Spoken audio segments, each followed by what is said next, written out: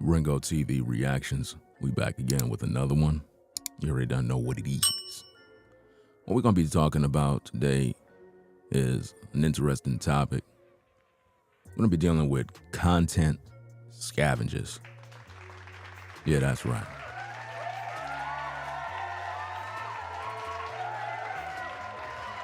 Content scavengers. These type of individuals are the type that anytime they see somebody put out material that is profound, material that is good, what content scavengers do is they specialize in taking your talking points, the things that you originally said, right? But they never give you any credit. These are the kind that they're bottom feeders. You know, they're at the bottom of the ocean and they wait for you to speak on something, right? And because you're brilliant and because you're intelligent and because you're able to properly break things down, what the scavenger does is they take the pieces and the parts and the leftovers of the material you make, and then they make videos and they really don't put in no work. They really don't put in no research. They don't offer any expertise. They just repeat what you say. And because their audience is dumbed down, and because their audience don't know where they got the content from, they assume that these individuals are smart. They assume that these individuals are intelligent, when really they're not. They're just content scavengers. On the screen right here, you have my video that's to the far left, which is 2 hours and 47 minutes of work. You know, 2 hours and 47 minutes of work. Because when you're a content creator, right, you don't make these measly little 3-minute, 9-minute quick videos. You put in work. But now, what you have to understand about YouTube, and I've been seeing this for many, many years, content scavengers, what they do is they really don't work, but they'll get the views. And they get the views because they scavenge off of material that's already there by repeating what they heard that they know is gonna buzz, but they never give the proper credit to the source. You understand? So I want to talk about this to bring awareness in case you come across stuff like this, because, you know, as a content creator, I specialize in breaking down videos. I specialize in giving some of the best advice in these YouTube streets, but I never get my proper just due and never get no credit at all. And it's disgusting. You know, you got people that will watch your videos, but they'll never acknowledge that they watch your videos because they don't want you to shine. They want to shine. And see, this is something that Kevin Samuels did all the time. I talked about this in all my videos on how Kevin would watch my videos, see the things that I'm saying, and then he'll go to his platform and he'll begin to repeat what I say. But because he had 1 million subscribers, people believe that he's the source. They would never believe that it came from my platform because they were like, nah, he don't got no subscribers. He ain't getting no views. And this is what content scavengers do. In order for content scavengers to be successful, they got to copy. They got to take talking points. They got to repeat what you say. They have no original thought. See, when I do my live shows and I break things down and I'm talking for 2 hours, 3 hours, it's fluent. It's not edited. It's not cut, copy, paste. It's coming off the top of my mind. You understand? I don't have to sit there and think about what I'm going to do. I just do. But now the content scavenger sits back in the shadows and they listen to the best parts of your material and they say, ooh, I know what I'm going to do. I'm going to repeat what this person said, but I don't really like the person. So, I'm not going to say, hey, I saw so-and-so's video, because now that's going to promote them. And this is the problem with content scavengers. Content scavengers don't want their audience to know that they actually listen to Ringo TV reactions. So I want to talk about this because we got 2 videos up. One is from a content creator that have 1,000 subs. The other one is from O'Shea. So I want to look at these 2 videos and I want to examine them. I want to put them up to public scrutiny, and I want to listen to what they had to say and compare that to what I said. Because, it's time that people understand that when it comes to respect, you got to respect people's talking points, and you got to respect the fact that when men put in work and you don't acknowledge that work, you're being a hater, and you're showing that you like what I do, but you have some sort of issue with acknowledging the originator of the talking points. And this is a problem that I always had with Kevin Samuels. People thought that I was a hater because I'm trying to hold him accountable for stealing everybody's material. I mean, he copied off every content creator on YouTube, and now he's gone. Do you see how life works? And I know some of you ain't gonna like that, but it is what it is. You go through life copying everybody, profiting off of everybody, and now you're gone. Why? Because you didn't deserve it. It wasn't for you. Your success only lasts for a season, and that's the thing that people don't understand. When you're blessed to do what you do, you never run out. See, I can never run out of content. I can never run out of talking points. I can never run out of creativity because I'm a natural. I've been doing this since 2006. You understand? I'm one of the longest lasting content creators on YouTube. Longevity, been here forever. Whereas most other guys would have done quit and gave up a long time ago, but I pretty much stuck around. Still relevant even to this day.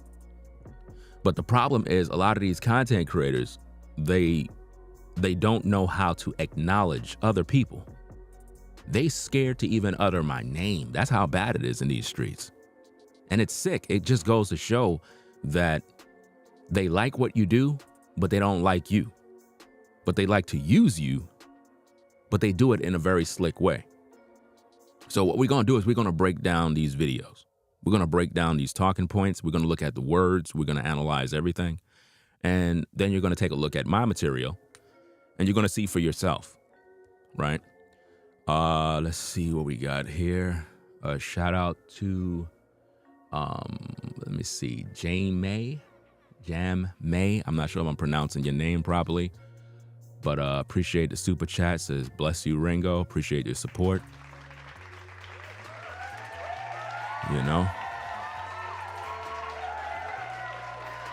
Shout out to V-Dub Man in the building. Sean the Navigator in the building. What's going on?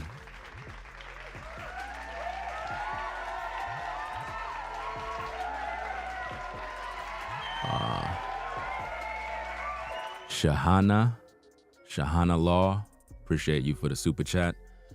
Okay, so what exactly is going on here? Well, I'm glad you asked that question. I'm glad you are concerned with what's happening here, because this has been happening for years. This is like an ongoing situation. It's like I put in the most time, the most energy, providing the best commentary, but I don't get no acknowledgments from other creators at all.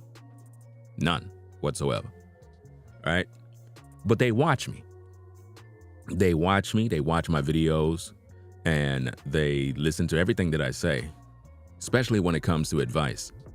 Now, when it comes to copyrights, when it comes to understanding copyrights, fair use, I'm number one. I'm the number one source you need to listen to, talk to, or even ask questions to. These other content creators are learning from me. You understand? They learn from my material. I've been here longer than everyone on YouTube, and I've been teaching these things for years.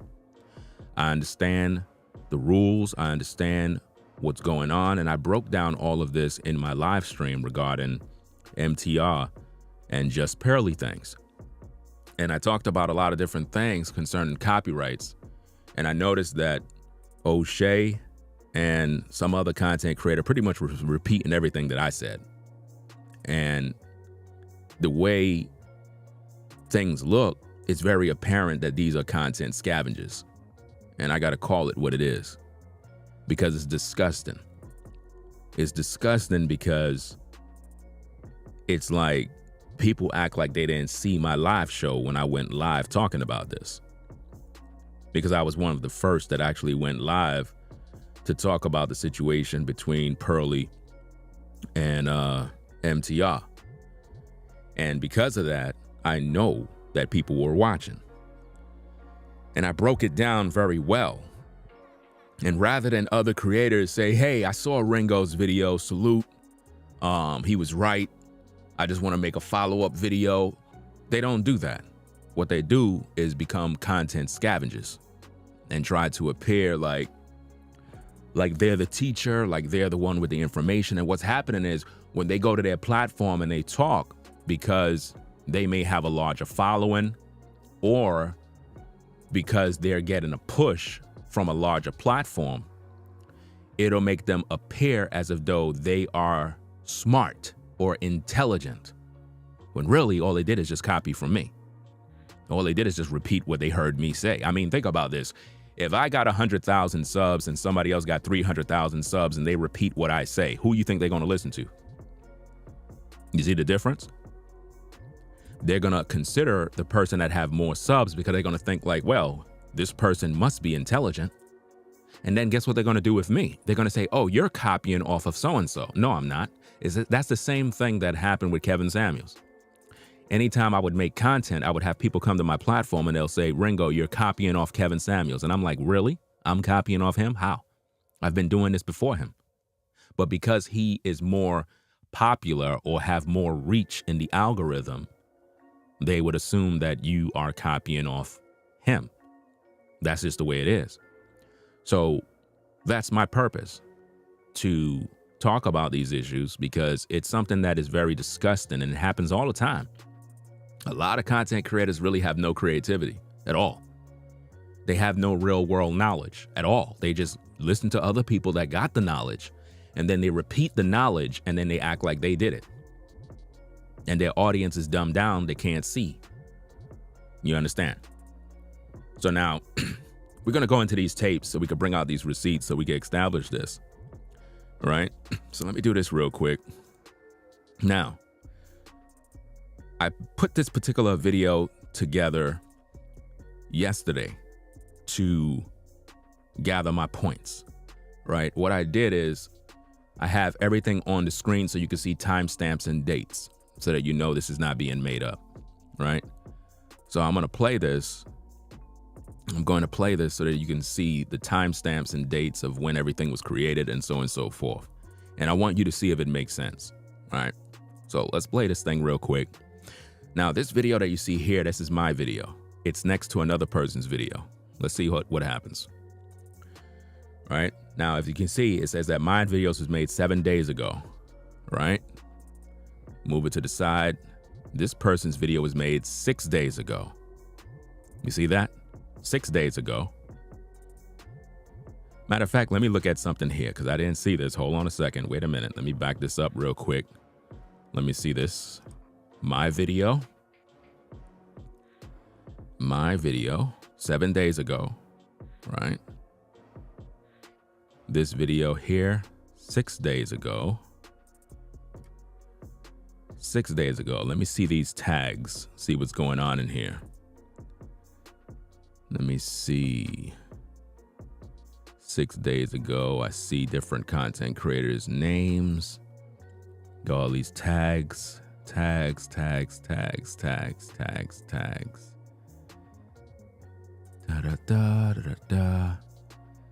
Interesting. I'm looking through these tags. I'm looking at these particular names. Let me double check. I'm double checking these tags with these names. I see everybody else's names. I see all these different content creator names. Interesting. All these different people names. Isn't that interesting? I don't see my name at all. Isn't that interesting? Yeah, notice that?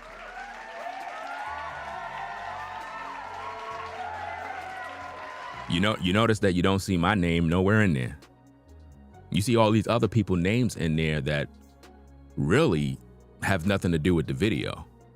You're really not even supposed to have all those people names on your description. You're really not supposed to do that.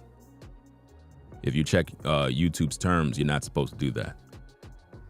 But this person have all these different individuals tagged into their videos, which clearly shows what's going on here. Now, they tagged O'Shea, which is another reason why his video is in question, because he said something in his video that's kind of disturbing, because I think something along the lines, he claimed that someone told him about this person's video. Now, how could someone send him a video of somebody that have 1,000 subs? So he didn't see my video? So he saw a person's video that has 1,000 subs, but he didn't see my video. It's interesting, right? But let's get back to the case. Let's go. Now we're going to go over here to see the timestamps. As you can see, I made this video Wednesday, May 17th. See, I have everything screen recorded so that you can know that I'm the first person that made the original video. That's what I'm trying to establish here. So when I made my video, I was the first one to make the video. The first. And nobody could tell me they didn't see my video. Nobody could tell me that. You would be lying if you say you didn't see the video. I'm not even subscribed to certain people and I see their videos. The algorithm throw videos at you. You understand? Let's get back to the tapes. So as you can see, I'm moving the cursor, showing you timestamps that I am in fact screen recording. That's an ad that's playing. I'm moving the screen over again, showing you. You see how I'm doing this? So these are not still images. These are actual video movements and plays that I'm doing here. So we're gonna play the videos now so that we can hear the audio and break this stuff down. Because they watched my video, but they won't acknowledge the work. And that's sad. And this is why I always say that when you're dealing with a content creator that is real, they put time into their craft. Whereas other people, they just make a quick 3-minute video, 8-minute video real quick, because those are scavengers. They just copy, flip the words, make it sound interesting, and they never give credit. This is what they do. Let's break it down. I'm gonna break this thing down right now. And this is all in response to the Just Pearly video. Now notice this. This person has 1,000 subscribers, but their video got more views than me. Isn't that interesting? This person has 1,000 subscribers. Their video got 15,000 views. Now, if you think about it, O'Shea used his video, which gave his video a push at the same time. You see how that works? You see how that works? His video, 15,000 views. He only have 1,000 subs. My video is not even near 10,000 views, and I'm the originator. You see how that works? This is what scavengers do. Let's go. Again, let me stop the recording, because that's what I'm doing there, showing you the date. So now, let's play the tape. Let's listen to the words carefully and break this thing down. Just Pearly Things just messed up. Bad. Now notice he starts off by saying, Just Pearly Things has messed up bad. Now this is the content creator that has 1,000 subs. He said that she messed up bad. Now, the only reason why he's saying that is because he saw my video. I mean, that's the only reason why he would say she messed up bad. Let's go. In the video that she did called Unapologetic, my response to weaponized empathy, woke culture, free speech, and selective outrage. Just per block Gene for asking if this is live. Just block him, please, because I just can't stand idiots that post stupid comments. So just get that person up out of here. If a mod is in the building, just get him up on out of here. Just block him, get him up out of here.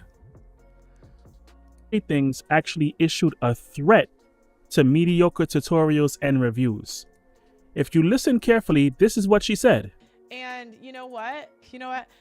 I'll give you a chance. You can come if you admit you messed up, maybe we can repair this. No, not right now. Not right now. And that's what honestly all these reaction channels do. They just pull clips and like they're looking for it. And guys, you're going to start to see it after some point. Also, MTR, I'm asking that you take down all videos of us together on your channel because you don't want to be associated with my platform. So I'm giving you the opportunity to pull all clips because I don't want to have to copyright strike you, but I'm appeasing to your wishes. And if you want to disrespectfully diss me on a video, then I will disrespectfully tell you that we will copyright strike you if you do not remove the videos. Now, this is against YouTube's community guidelines. Now, keep in mind, ladies and gentlemen, all of these things I've talked about in my video. All of these things I've talked about. Now, what this person did, he scavenged pretty much the things that I said, went to the community guidelines, and began to say, okay, let me get the screenshots like Ringo said, and let me put that in my video to make it appear like I'm intelligent and I'm smart. But they would have never known that if I didn't even speak on it.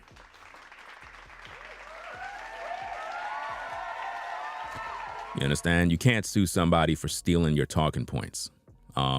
At Caramel, it's really petty to even take somebody to court for some nonsense like that. That's out of the question. This is not about suing anybody. This is about raising awareness of content scavengers to show the public exactly how they do their work. Because in my stream, I was talking about how MTR is being bullied and how he's being harassed by Just Pearly. And I talked about how this goes against YouTube's system and the false copyrights can lead to her channel being terminated. All of these things I've talked about in my stream. So now this person said, okay, what I'm going to do is I'm going to take what Ringo said and I'm going to go to YouTube's terms of service and I'm going to talk about this thing so I can make a quick video off of his words. Specifically against bullying. You are not allowed to threaten anyone on YouTube. When you read YouTube's harassment and cyberbullying policies, it says the following: content that threatens individuals is not allowed on YouTube. I'll read that again. Content that threatens individuals is not allowed on YouTube. See, all of that stuff I talked about without even showing the YouTube's terms of service. I literally was repeating what the YouTube terms of service says without showing it because I know it like a rap song. I understand that what Just Pearly did was harassment. I understood that what she did was bullying because a lot of times on YouTube, people don't understand what harassment and bullying is. What Just Pearly did to MTR was bullying, harassment. She made threats. And the thing is, to file false copyright claims is against YouTube's terms of service. All of these things I've talked about, and it could get her channel terminated. This is why I kept saying that MTR should put the videos back up and let it go through and stop being a coward. She said, if you don't take it down, I will copyright strike your channel. That is 100% a threat. All of this is what I said in my video. This is after she already issued a bunch of copyright strikes against Sarah Garvey's channel. Didn't I say that in my stream? All of this I've said in my stream. I talked about the difference between when Sarah Garvey was hit with copyright strikes by Just Pearly. All of this I talked about. So the content scavenger began to regurgitate the things that I've been saying. Which, by the way, Sarah Garvey has gotten his channel back, so obviously he must have fought the copyright strike And obviously, she must have gotten in some sort of trouble, reprimand or something for it. Didn't I say all of that? All of those words I've said, every last word. And here she goes again, releasing a new video threatening to copyright strike someone. So she's intentionally weaponizing YouTube's system. All of this I talked about in my stream. Did this content scavenger say, hey, let me give Ringo a shout out. Shout out to Ringo for his live stream that he did the other day. I want to make a video to talk about the same issue. No, they don't do that. What they do is they just act like they're intelligent, act like they're smart. And it's not to say that none of these men don't have a sense of intelligence. At the same time, when you don't acknowledge another man, when you clearly saw his video, because you're saying the same exact words in the same format, the same way. And see, this is what influence does. See, I'm an influencer. So a lot of times when other people listen to me, they're going to repeat the things I say in the same sentence, the same word, the same format, the same style, because they've been listening to me. It's like when you go to a foreign country and you hear the language, it begins to rub off on you. And before you know it, you start to talk and sound like the natives. She cannot do this. It says clearly no threats in the YouTube community guidelines. Now, keep in mind, this person has 1,000 subs. This person don't know nothing about YouTube's terms. This person is now learning, now tying their shoelace, just like a lot of these content creators that learn from me. When you're a new content creator, you don't understand all of these things. You're learning these things from somebody. And this is what I mean by content scavengers. They watch and they sit and they learn from other people, but they don't acknowledge them. So she's going to be getting reported for this because you can't allow her to think that she can go around threatening everybody for something that she doesn't have the right to do. Furthermore, she is not the only owner of the video if he appears in the video. Notice he just said she's not the only owner of the video if he appears in the video. All of that I talked about. See, Just Pearly cannot file a copyright claim against MTR because he's in the video. He's part owner of the video. All of this I talked about in my stream. But once again, content scavengers, they're always at the bottom feeding. Whether it's on his channel, whether it's on her channel. Once they are both in the video together, they both have a joint copyright. See? Everything he just said right there, I talked about.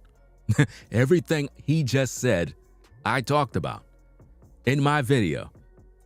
Before him, he watched my video, y'all. He's saying it in the same exact manner. You own some of the video and she owns some of the video. Wow. So she has no right to threaten to take his video down if he doesn't do what she wants. That's all I got to say, guys. Peace. Notice he said, that's all I got to say, guys. Peace. Really? See, this is what content scavengers do. He said, that's all I got to say, guys. Peace. Really? That's all you got to say? So you don't got to say nothing else? Where's all the breakdown? Where's the breakdown of every talking point that Just Pearly said in that stream? See, he didn't want to go into that because he's really not that intelligent. You see what I mean? This is what content scavengers do. Notice, he couldn't break down Just Pearly's complete live stream. See, when I did my stream, I broke down about 50% of her live show or her video that she made. I broke down about 50%. This guy broke down about 1%. That's crazy. And all he did was repeat my words. That's all he did. You know? Shout out to Ray Ban for the super chat. Appreciate your support. Says, I've heard plenty of content creators biting you 100%. But they never seem to acknowledge me. They never acknowledge me at all. It's crazy. It's really crazy how they do it. And they do it right in everybody's face. And they really think that it's going to go unpunished. No, I'm going to talk about it. I'm going to talk about it because anybody that's viewing this stream right now, you can clearly see that this guy, he just came in there, said what he had to say, and he left. But that's all I got to say, fam. So that's all you got to say about the MTR situation? Or is that the parts that you felt would help you to get some views? But did you acknowledge the source? did you acknowledge the person that you learned from? Because with 1,000 subs, you don't know nothing about YouTube's terms of service, and you're not an activist of copyrights or anything. You don't know anything. You're just regurgitating what you heard. And this is typically about what a lot of content creators do, and it's disgusting. See, you can make your content, you could do whatever you got to do, you can rock out.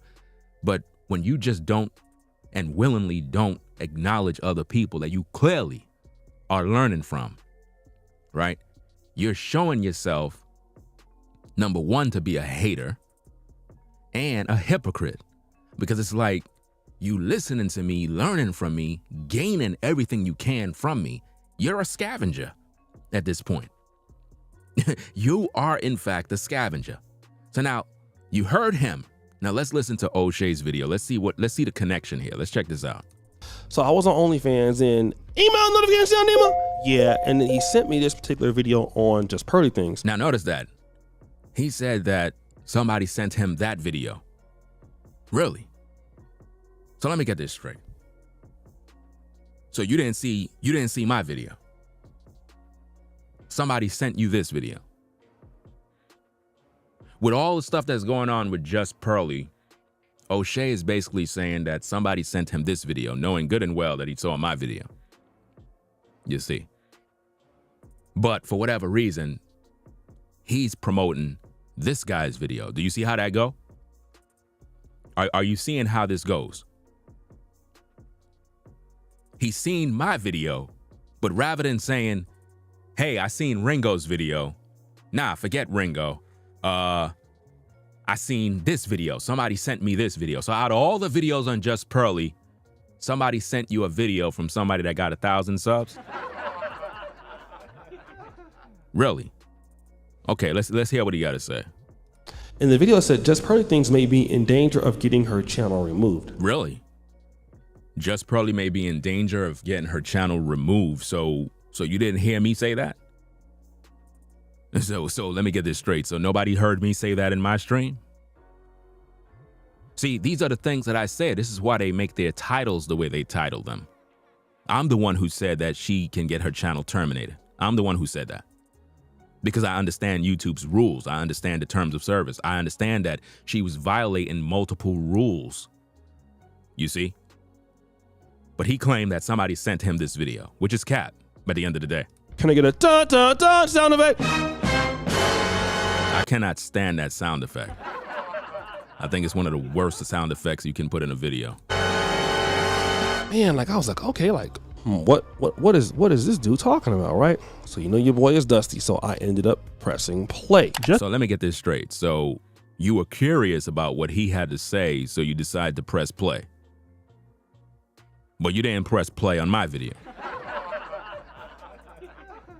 Now, you know, it's very problematic when you hear stuff like this, because there is no way that somebody can say they didn't see my video. But this is what goes on in these YouTube streets. They'll watch my video, hear all of the great information, and then they'll go out there and repack. Now, they're all watching this video right now.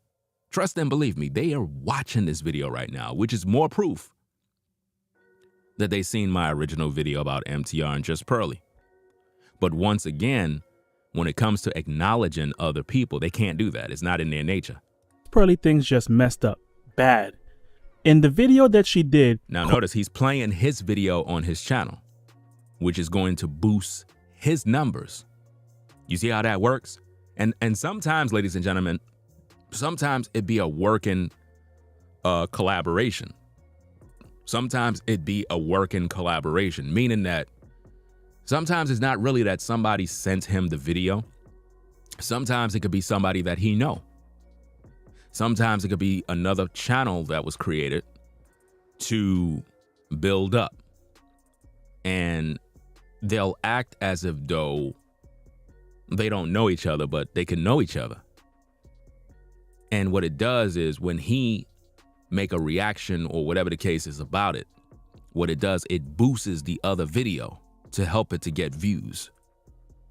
Do you see how that worked? So he didn't want to do that with my video. He didn't want to cut and clip the parts where I said these things and say, hey, I saw this video. No, that wouldn't be helpful, because the last thing he would want to do is send his audience over to my channel. Because the last thing he would want his audience to know is that, hey, I'm the originator who made the talking points. Similar to what Kevin Samuels did. It's the same thing Kevin Samuels did. This is why I made videos about Kevin, because Kevin stole everything. Kevin never really originated anything. Everything Kevin Samuels done was copied off of somebody else. But then again, you can't tell that to these people that are brainless, because they worship him as some sort of godfather. Kevin Samuels was never into the type of content that he was originally doing. He was into fashion and style. That is what Kevin Samuels did. He reviewed fragrances and suits and shoes. Respectfully, that's what he did. He wasn't into what black women are doing and dating and relationships and all of that. He slowly started to get into that once he was introduced to various red pill content creators. And he saw that it was a money-making opportunity. And then he decided, hey, you know what? I'm going to start to focus on the women, since the guys don't want to hear me talk about men issues. You understand? And that's where he got his big break from. And it primarily helped him to grow during the pandemic, because during the pandemic, everybody was home. So being that everybody was home, all they had to watch was YouTube. And that is how Kevin Samuels rose to fame. Called Unapologetic: My Response to Weaponized Empathy, Woke Culture, Free Speech, and Selective Outrage. Well, the red pill is dead, because none of these content creators are red pill to begin with. The real red pill is found in the Bible. These content creators that call themselves red pill and all they do is bash black women all day and talk about dating in terms of, you know, how horrible women are all day. That's not red pill. I don't know why they talk about that's red pill in terms of, oh, you know, as men, we got to understand female nature. If you want to know female nature, you got to open the Bible, because the Bible constantly warns you about evil women. So the real red pill is in the book. But when you understood the movie The Matrix, it wasn't about female nature. It was about the system and how the system is corrupted and how the system in the world is evil and how the machines are out there and the agents are out there to destroy us. But content creators are not teaching about what the government is doing. They're not teaching about the political issues. They're not thinking or talking about police brutality. They're not talking about none of that stuff. I mean, just think about this, fam. I just released a video talking about, you know, Ron DeSantis and his alignment with Daniel Penny in his support against killing Jordan Neely. So where are all the red pill content creators to deal with that topic? Where are they? Because that issue is a red pill matter. But because these black men in these YouTube streets are not intelligent and they don't have the mental fortitude to break down real issues, they decide to focus on the lower level type of content. You know, the type of content that keep you dumbed down and stupid. You know, the kind of content that is just entertaining, that really doesn't challenge your thoughts. And this is why the population is dumbed down and stupid, because they don't know nothing. This is why they're so easily deceived and misled and misguided, because black men are not really leaders. They're scavengers.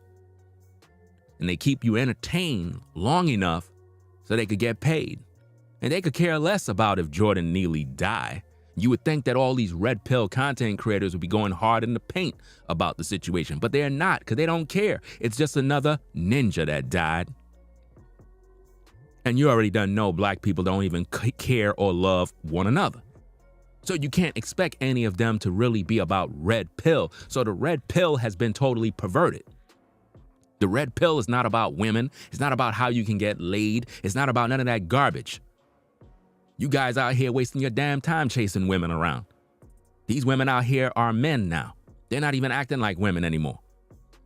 So it's like, do you really need another tape to tell you that? That's not red pill. Red pill is looking at your economy falling apart, why your pockets is empty, why your family can't get together. All these black men talking about red pill, but don't even have a family, don't even have a wife, don't even have children. Like, what's the matter with that?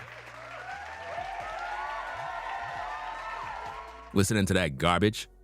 Anyway, let's get back to the tapes. She said, if you don't take it down, I will copyright strike your channel. That is 100% a threat.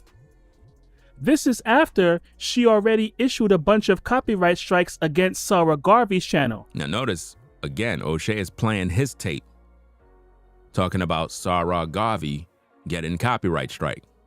Now remember, in my original video, I talked about all of these things. So here's what I want to really discuss, right? Now let's hear him discuss what he's going to discuss. Let's see if it's original.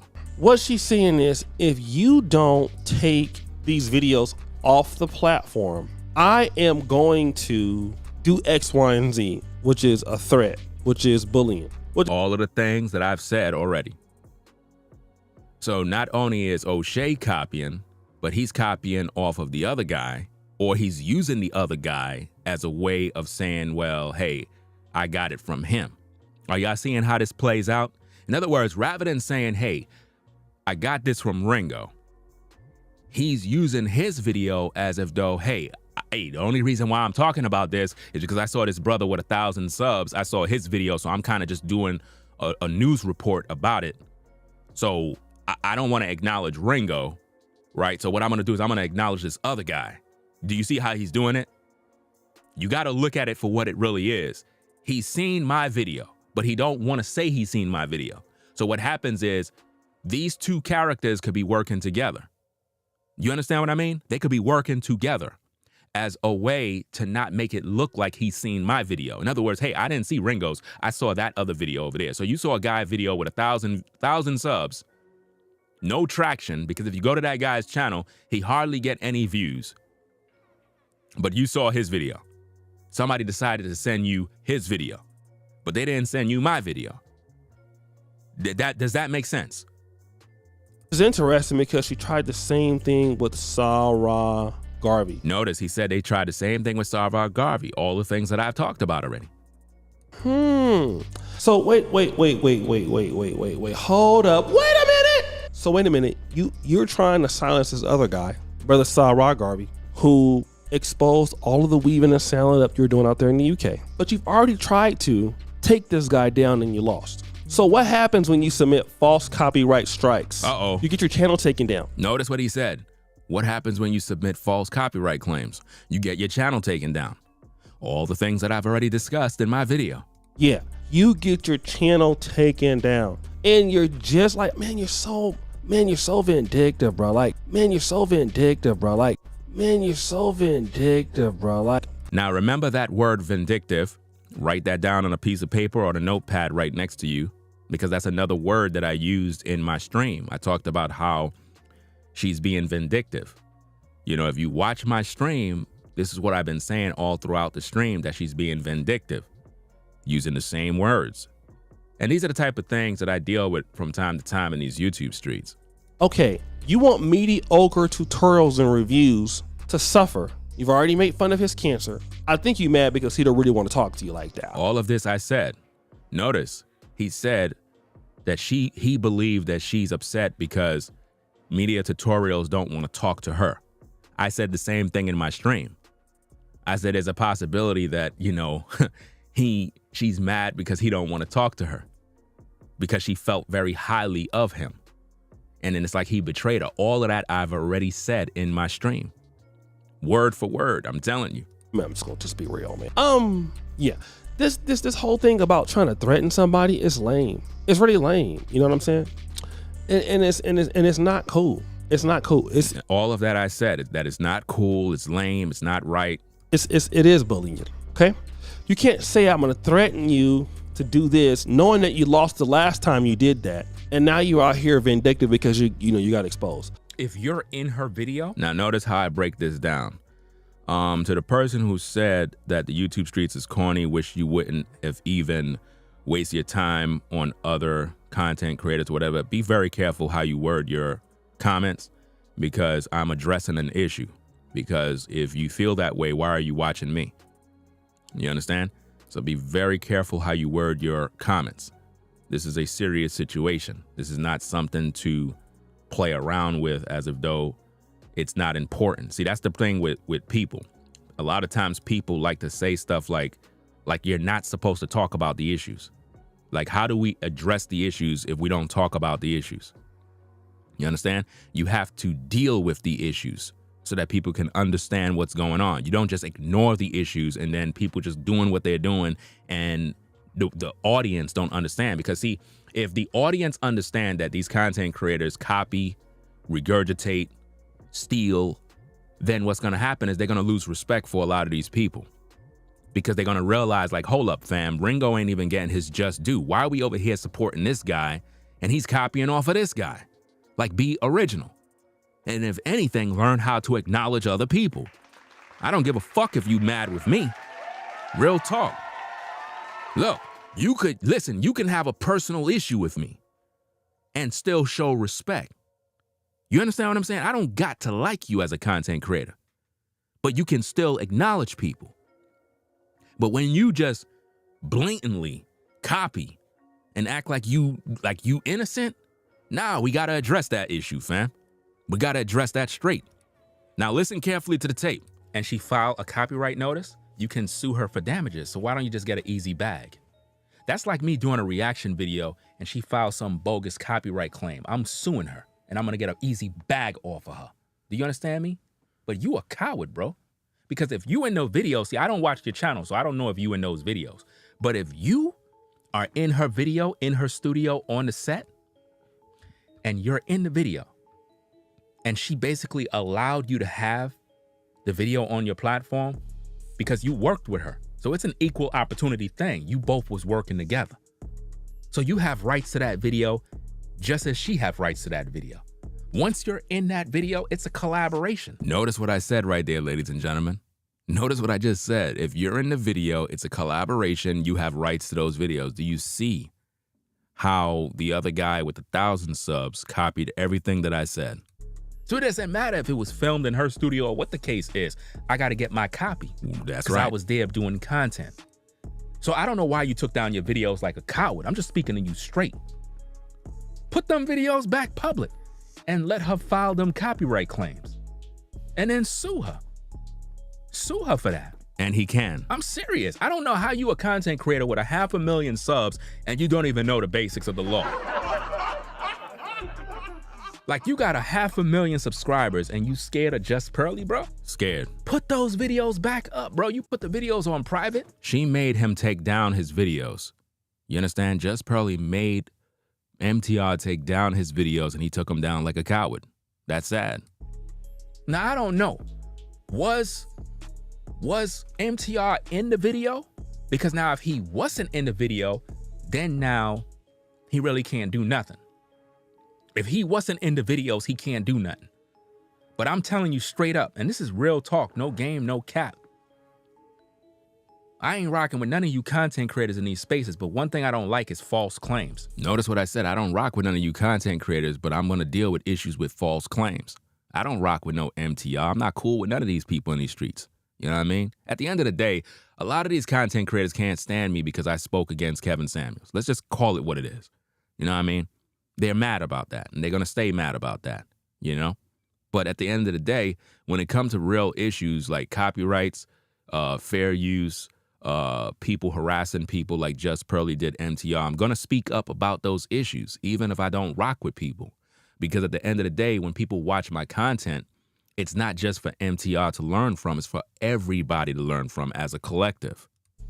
So to MTR, if you were in her studio and you in the video with her, she can't file a copyright claim. Right. She tried that already on Sarah Garvey. You see that?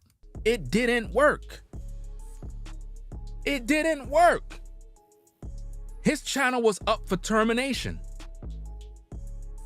He's still here. They don't know the laws of YouTube because they only focused on the money.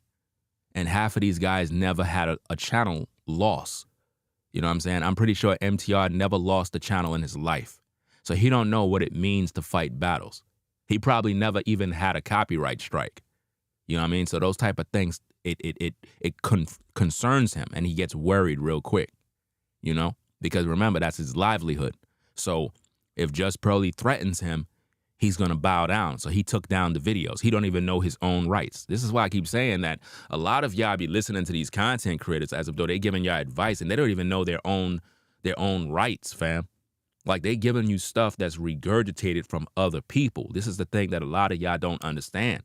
Y'all be holding people up to high regard because of subscriber count, not understanding that a lot of these people get to where they are because they're content scavengers, not because they're original creators.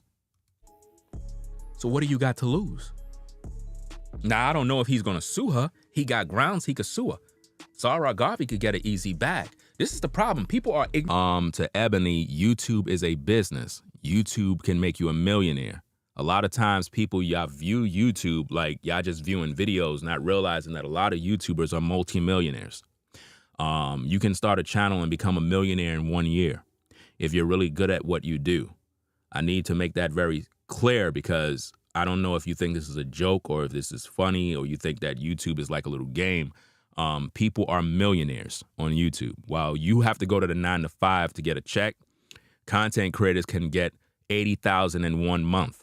I need for you to understand that, because a lot of times people, when you talk like this, they think that it's a joke and whatnot. It is his livelihood.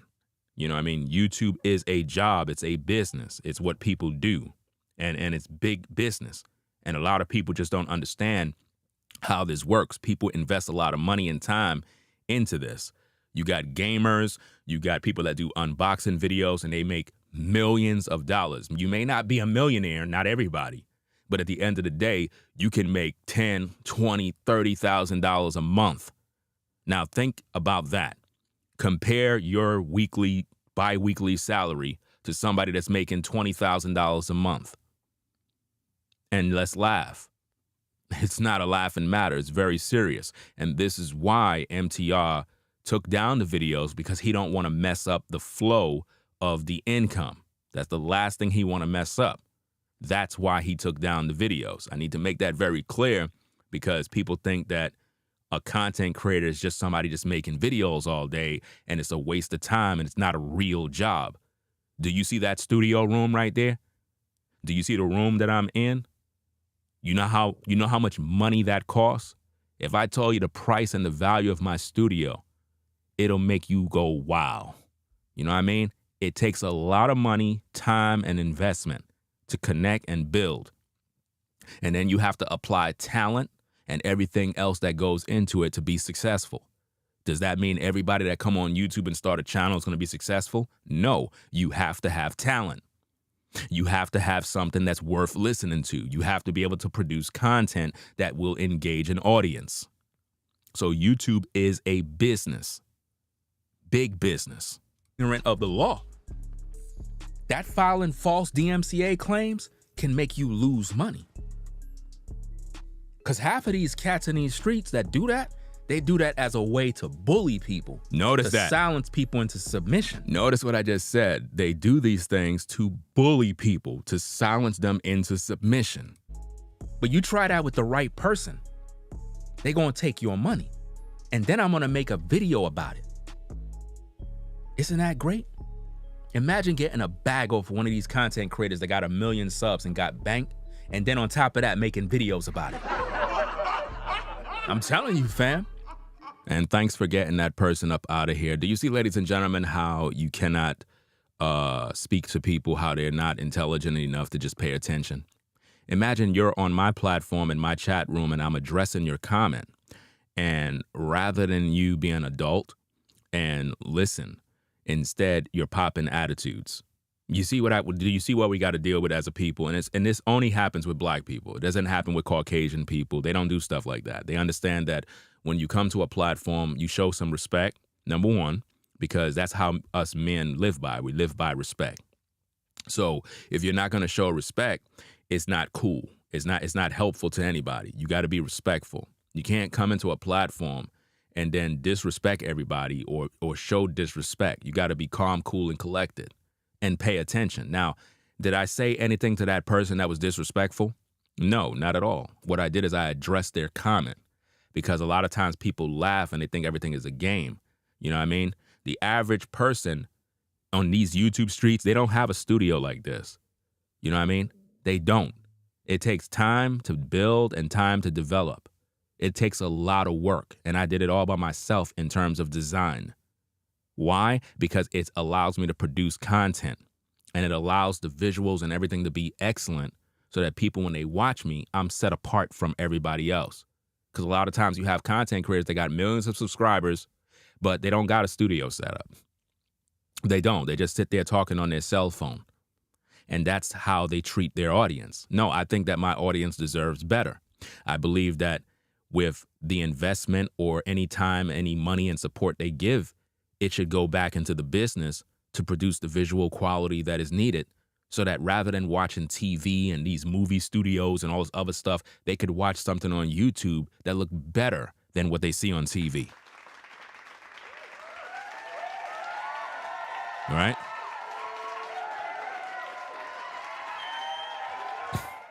And this is what's happening. And you know, this is why a lot of times when it comes to our women, you just can't deal with them, because they just don't want to listen to the truth. It's like you speak to them, they crying, they always playing the victim. It's like, it's just really disgusting, fam. You know what I mean? It's like, this is a serious topic, and they're more concerned about their feelings rather than listening to the context of what's going on. Because I see this all the time where people laugh at content creators when we say stuff like, oh, this is their livelihood or this is their job. And they compare it to their 9-to-5 getting paid every week and have to deal with a clock. Like, this is what they do. It's not a funny thing. It's not something that you laugh at like, oh, well, you make videos. You don't got a real job. I got a real job. Oh, really? I don't think you understand how serious this is. And I think that a lot of times, because people are not into it, they laugh and they think it's a joke. With 500,000 subscribers and getting 100,000 views per video, do you know how much money a content creator makes in 1 month? Do anybody have a number? Let's see if anybody can put the numbers in the chat. How much do you think a content creator make with 500,000 subs, and every video they post, they get 100,000 views? Let's see how much money you can guess that person makes in a month. Because people think that this is a game. They think this is a joke. Y'all really think this is a joke? Do anybody have a guess? Let's see if anybody have a guess. How much money do you think a content creator makes? Nobody have anything to say, right? Oh, that's what I thought. Let's go. These streets is crazy. So I don't know why he put his videos on private. He need to put them videos back public. He need to put them videos back. Because I didn't watch none of these videos, so I don't know if MTR was in them.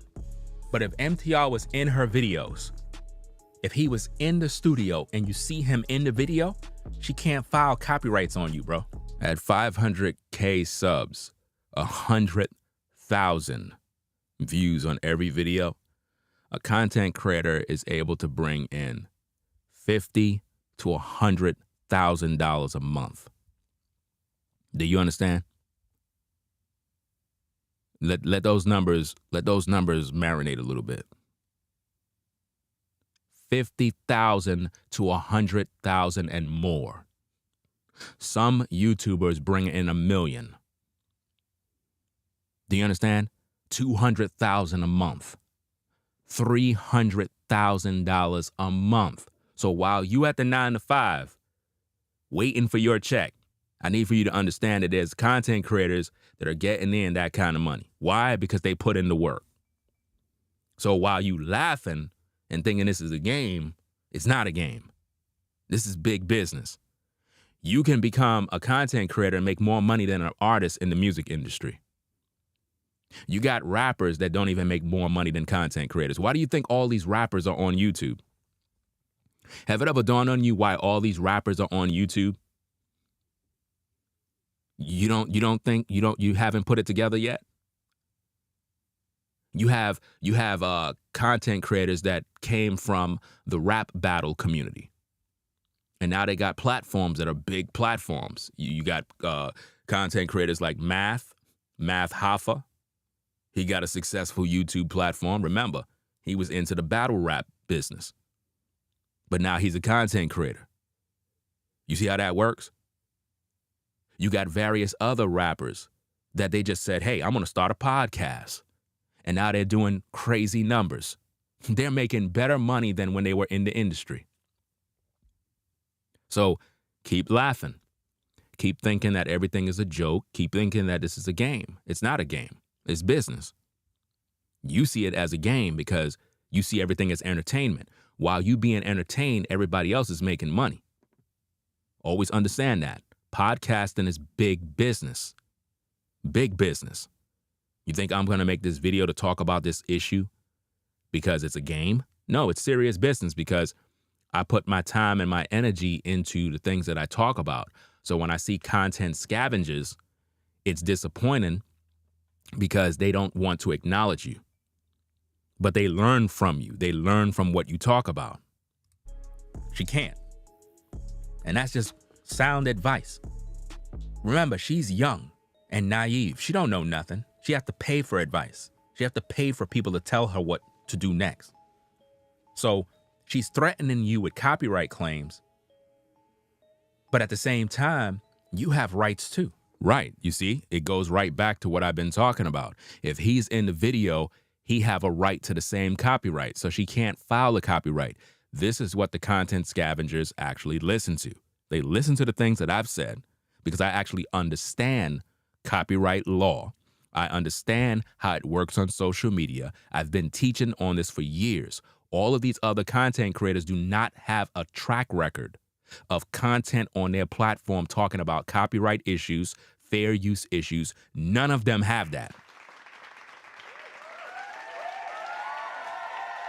You understand? None of them have a track record of videos where they talk about these issues. So when you see them talk about these issues out of the blue, it is because they were listening to my content. You understand? And this has been problematic for a long time. This is why when people kept praising Kevin, I kept making videos saying, no, he's copying everybody. And people didn't believe that. Let's go. See that? Again, Sarah Garvey was in videos with her. You see? She filed copyrights against him. There you go. Based on the video he put out. His channel is still there, which means the videos were restored. All charges dropped. Now, at that point, Sarah Garvey can now hire an attorney and he can sue her and get money out of her. That's what. For the damages and lost wages. And you could do that on YouTube. If somebody filed a false copyright claim, right? And what's so crazy about this is, let's say, for example, you file a copyright claim and, you know, your IP address is connected to YouTube. YouTube will gather that information for your attorney.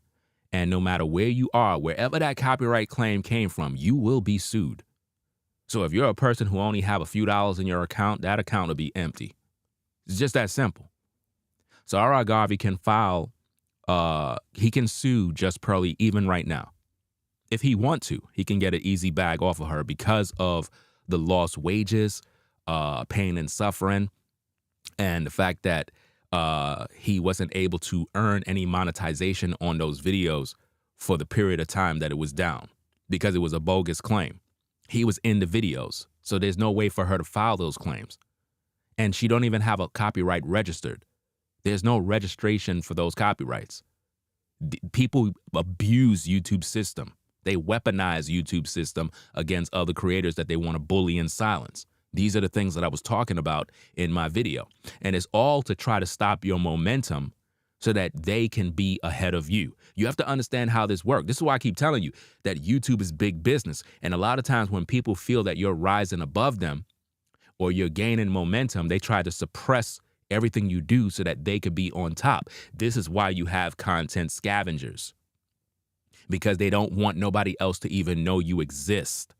That's how nasty the game is. And any sort of pain and suffering in terms of if he feel like some type of way about it, he can get even more, you know? So it's very important that you understand that. Defamation is extremely hard to prove in court. Maybe you don't know your rights. You just can't go to court and say, oh, I'm defamation, this and that, because a person is critiquing you or whatever the case is. You got to really be able to prove that. That's not an easy case. So somebody need to holler at MTR and tell him, put those videos back public, make a reaction video and tell her, go ahead, file the copyright notices. That's what you need to do. That needs to be your next video. Put the videos back on public so you can get your bread. Because think about this, bruh.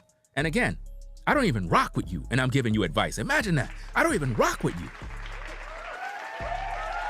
I don't even rock with this cat and I'm giving him advice. Put those videos back public. Put them back on public. Because later on in that same video, she says she's going to release footage with you with some dating stuff, some dating footage, and she's going to get money off of it. And that's exactly what she said. She told MTR in that same video that she's going to release video footage from some dating thing they had, I think with Melanie King or whatever the case is, where she's going to make money off of it. So now if she do that, MTR can get even more money out of her because she just can't release the footage and he don't benefit from it. It's a team collaboration. If you're a YouTuber and you're in a video with other creators and you download the video to put it on your platform to monetize and they hit you with a copyright, you can sue them. You can sue them and you will win. Just hire an attorney. It don't cost that much. You know what I mean? A lot of people just don't know their rights. Just hire an attorney, pay the fee. I promise you, you're going to get money out of that person and they're going to learn their lesson and their YouTube channel will get terminated if they continue to abuse the system. You know what I mean?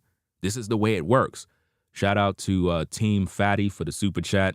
Said thank you for the game, Ringo. Salute. Appreciate your support. Shout out to Ebony Evans for the super chat.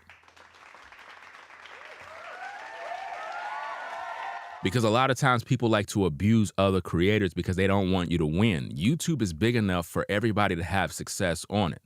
You know what I mean? We have our disagreements, we have debates, we criticize one another, but that's what makes content. That's what people come here to view. But now when people are trying to stop you from growing, it's all about jealousy at this point. It's about them feeling intimidated by your presence and they don't want others to know about you. I can shout anybody's name out and say whatever it is. I don't care about that. You know what I mean? Me mentioning your name is not going to stop me from getting views. You understand? If my audience rock with me, they're going to rock with whoever they want to rock with. I cannot stop them from rocking who they want to rock with. But a lot of times what other creators do is they don't want their audience to even be introduced to anybody else. Like you trying to hide your audience from other creators. Because what you fear is that they're going to learn that all the things you've been talking about, you've been getting from Ringo. You've been watching this brother, learning from this brother, and rather than you acknowledge him, you trying to act like you intelligent and smart. You know what I mean? It's just like certain times when I just stay away for a week and I'm not producing no content for a week. I find that a lot of times creators in these YouTube streets don't even have nothing to say. It's like you look at their platforms like they're not even talking. They're not even making no videos when I don't make videos. But when I come back on and I start to talk about other issues, all of a sudden everybody got something to say. Why? Content scavengers. There you go. Now think about that. You're in the video. You're in the video, which means you have rights to those videos too. That's right. It has nothing to do with not being associated. She's literally a Karen. So you, listen, I don't understand this. Bro, do you got bread or are you dumb? Like, you got 500K subs.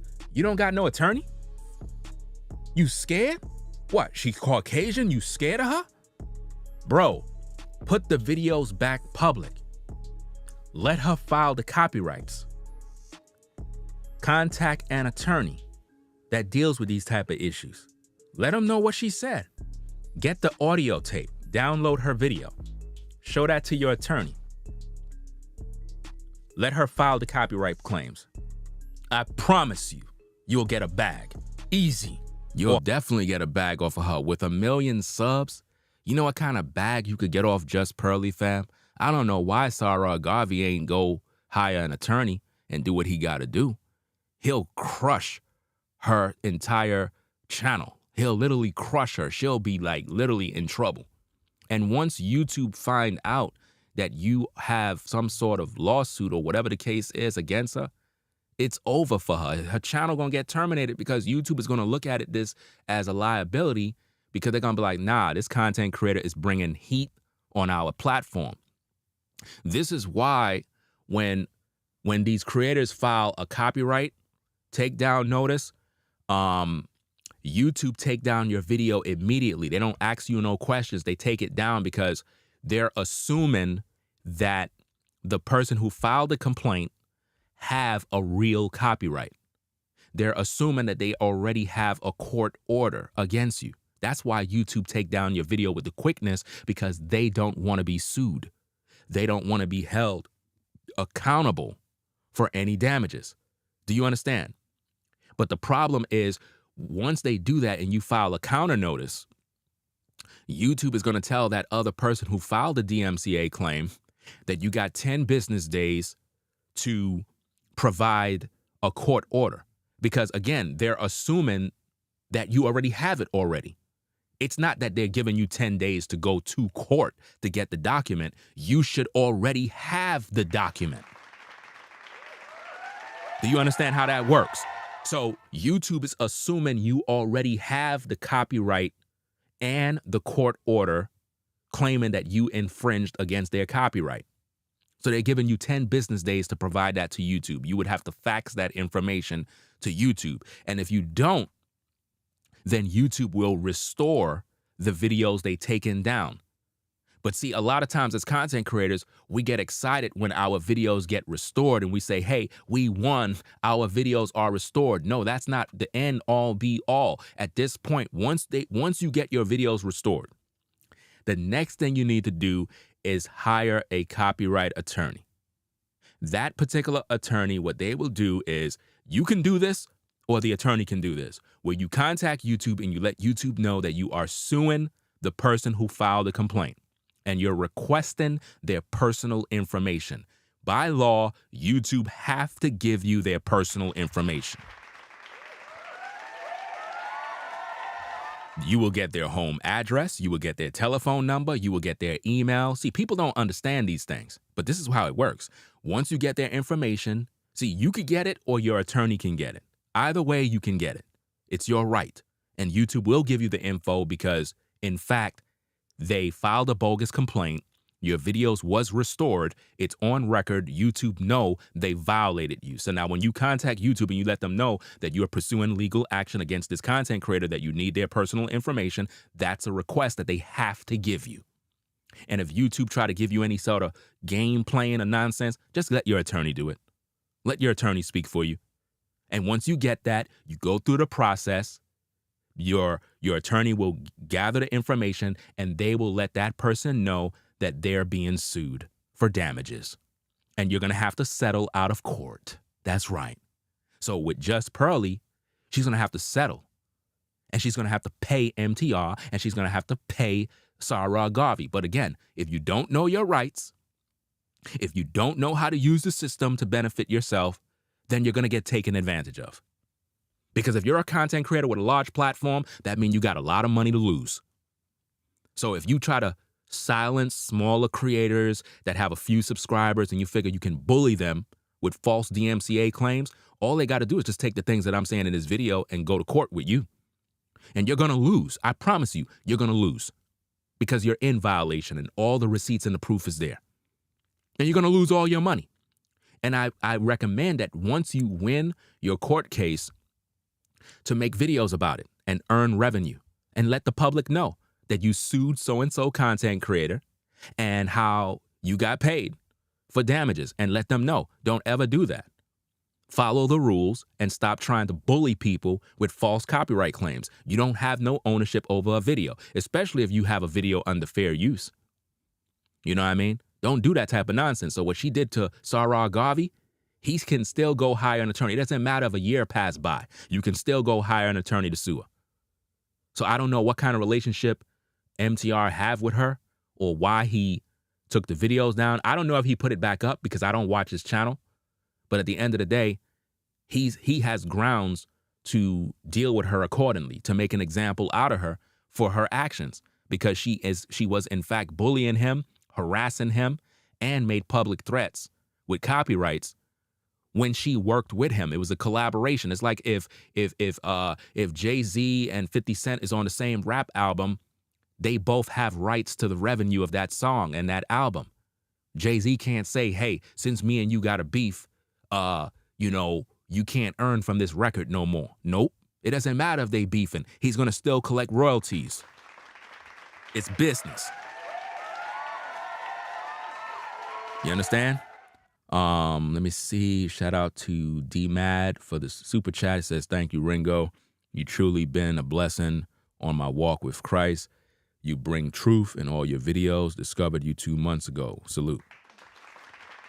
So as you can see, ladies and gentlemen, so far, everything that I've said in my stream about MTR, you can see the content scavengers pretty much repeated everything that I've said thus far for her. And then once you get your bag, make 1,000 videos on how she filed those complaints, you sued her, you got a bag, and now she looking dumb, right? Because if you're in those videos, in any collaboration, there you go, that's your material as well. See? That's your material as well. Do you see? I'm saying the same thing. This is where they got the content from. I'm the one who told these guys this. But did they give me any credit? Did they say, yo, Ringo, shout out to Ringo for, doing what he said and blah, blah, blah. It's like, it's crazy, fam. You know what I mean? This is crazy. But anyway, let's get back. How you don't know that? I get it. You scared, right? You scared. And for anybody viewing the tape, we are playing a video of me. Pay attention. Nobody's frozen. If she filed the copyrights, it's going to make your channel get shut down. You know what? It sounds to me, MTR, like you never had no battles in these YouTube streets. That's why you scared. You got to look around you and see other people's fights. Like I said, Sarah Garvey had his issues with her. She filed a bunch of copyrights against him. His channel is still there. He overcame. All he got to do is hire an attorney, get the paperwork going, and sue her for damages. He could still sue her for damages right now. It don't stop. It doesn't matter how long ago it was. And see, the reason why a lot of people saying the video is frozen and all this other stuff, this just proved that a lot of people don't even watch my videos. Because if they did, they would have saw this video already. This is how you know that YouTube don't really show my videos to a lot of viewers. You understand? Because I've already I'm reviewing my own video. So if you're a subscriber, how you ain't see this video already? If you're a subscriber, how come you didn't see this video? See? That means that you haven't seen the video. And this is what I mean. You got people that are subscribed to the channel and they don't get the notifications. They don't get the videos recommended. There's a lot of stuff that try to suppress the work that I do. But other content scavengers, they're able to come over, copy what I do, throw it up on their platform, and get the numbers. It's no different than these women that come out of the woodworks, these Karens that come out of the woodworks, claiming that some man harassed them or did this, and they come through later on in life, claiming and playing a victim. You understand? You can go and you can get your bag off these people. When they do dirt in these YouTube streets, don't just let it go unpunished. So if anybody know MTR, you need to tell him, go put the videos back public. Because check it out, I'm gonna play the tape. I'm gonna show you how many videos he took down, right? So let me rewind it back a little bit. Let's play the tape. 1, 2, 3, 4. Wait, 1, 2, 3, 4, 5, 6, 7, 8. I think it's probably about 6 to 8 videos he took down. All those videos right there are private. All those videos, he put them on private. He needs to put all of those videos back public, right? I'm giving him a step-by-step booklet on what he needs to do. Put all of those videos back public, MTR. Put them back public. Make a reaction video and let her know that the videos are back public. We did a collaboration in your studio. My face, my likeness, my name and brand is in your videos. Those videos are going to stay on my platform. And if she want to go ahead and file a false DMCA claim, you welcome it. That's exactly what he's supposed to do. He's in the videos, so she can't file a false complaint. See, this is advice that I'm giving to MTR and any other content creator that find themselves in this type of predicament. People got to respect the law. And when they get out of pocket, you sue them. Simple as that. Not with no bogus lawsuit, no, well, defamation of character, this and that, and you slandered me and all them stupid damn cases. Them things ain't flying nowhere. You gotta have real evidence. But when it comes to stuff like collaborations, you cannot tell somebody to take down a video or you're gonna hit them with a copyright. Right there, she's threatening you and she's harassing you. You understand? So she's violating all sorts of YouTube guidelines. But you know how YouTube is. They're gonna protect her. They're going to protect her at first because they're going to look at her skin. I'm just telling you straight up how it is. I've seen this happen many times. They're like, this channel's bringing a lot of revenue to the platform. A lot of revenue is coming in. And they're going to let her slide for a while. She got to really, really piss them off in order for them to do something. But now if you're a smaller channel and you're not really bringing in no revenue like that, then they'll get you up out of here. They'll pack you up real quick.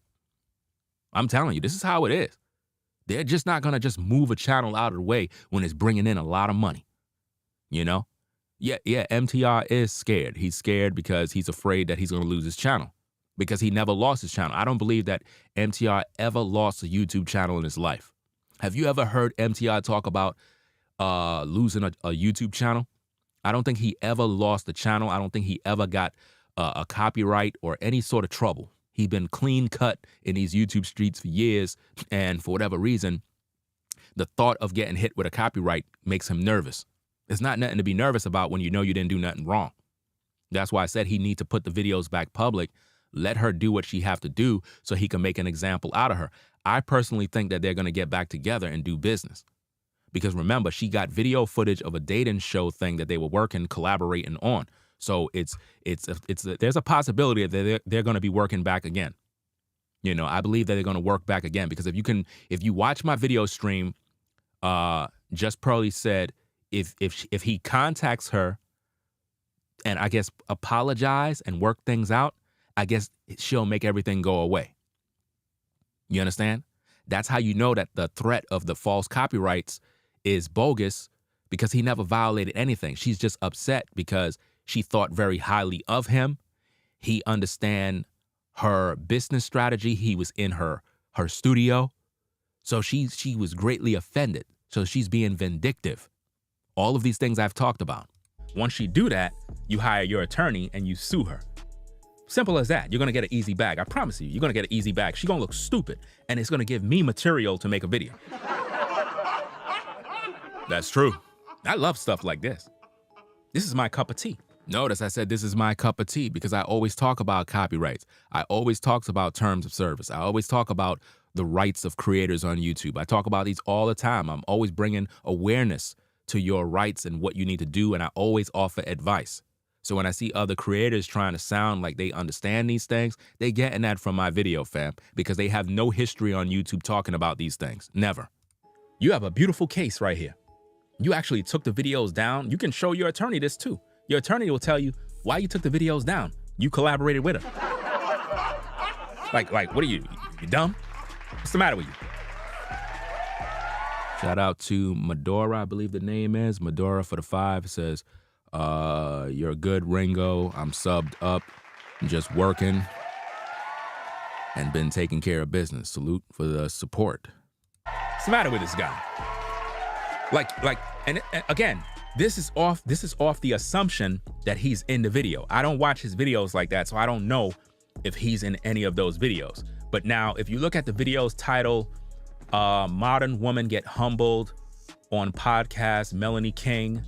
Remember, when Melanie King was on the platform, MTR was also there too. So it's a possibility that MTR is in these videos with Melanie King and others.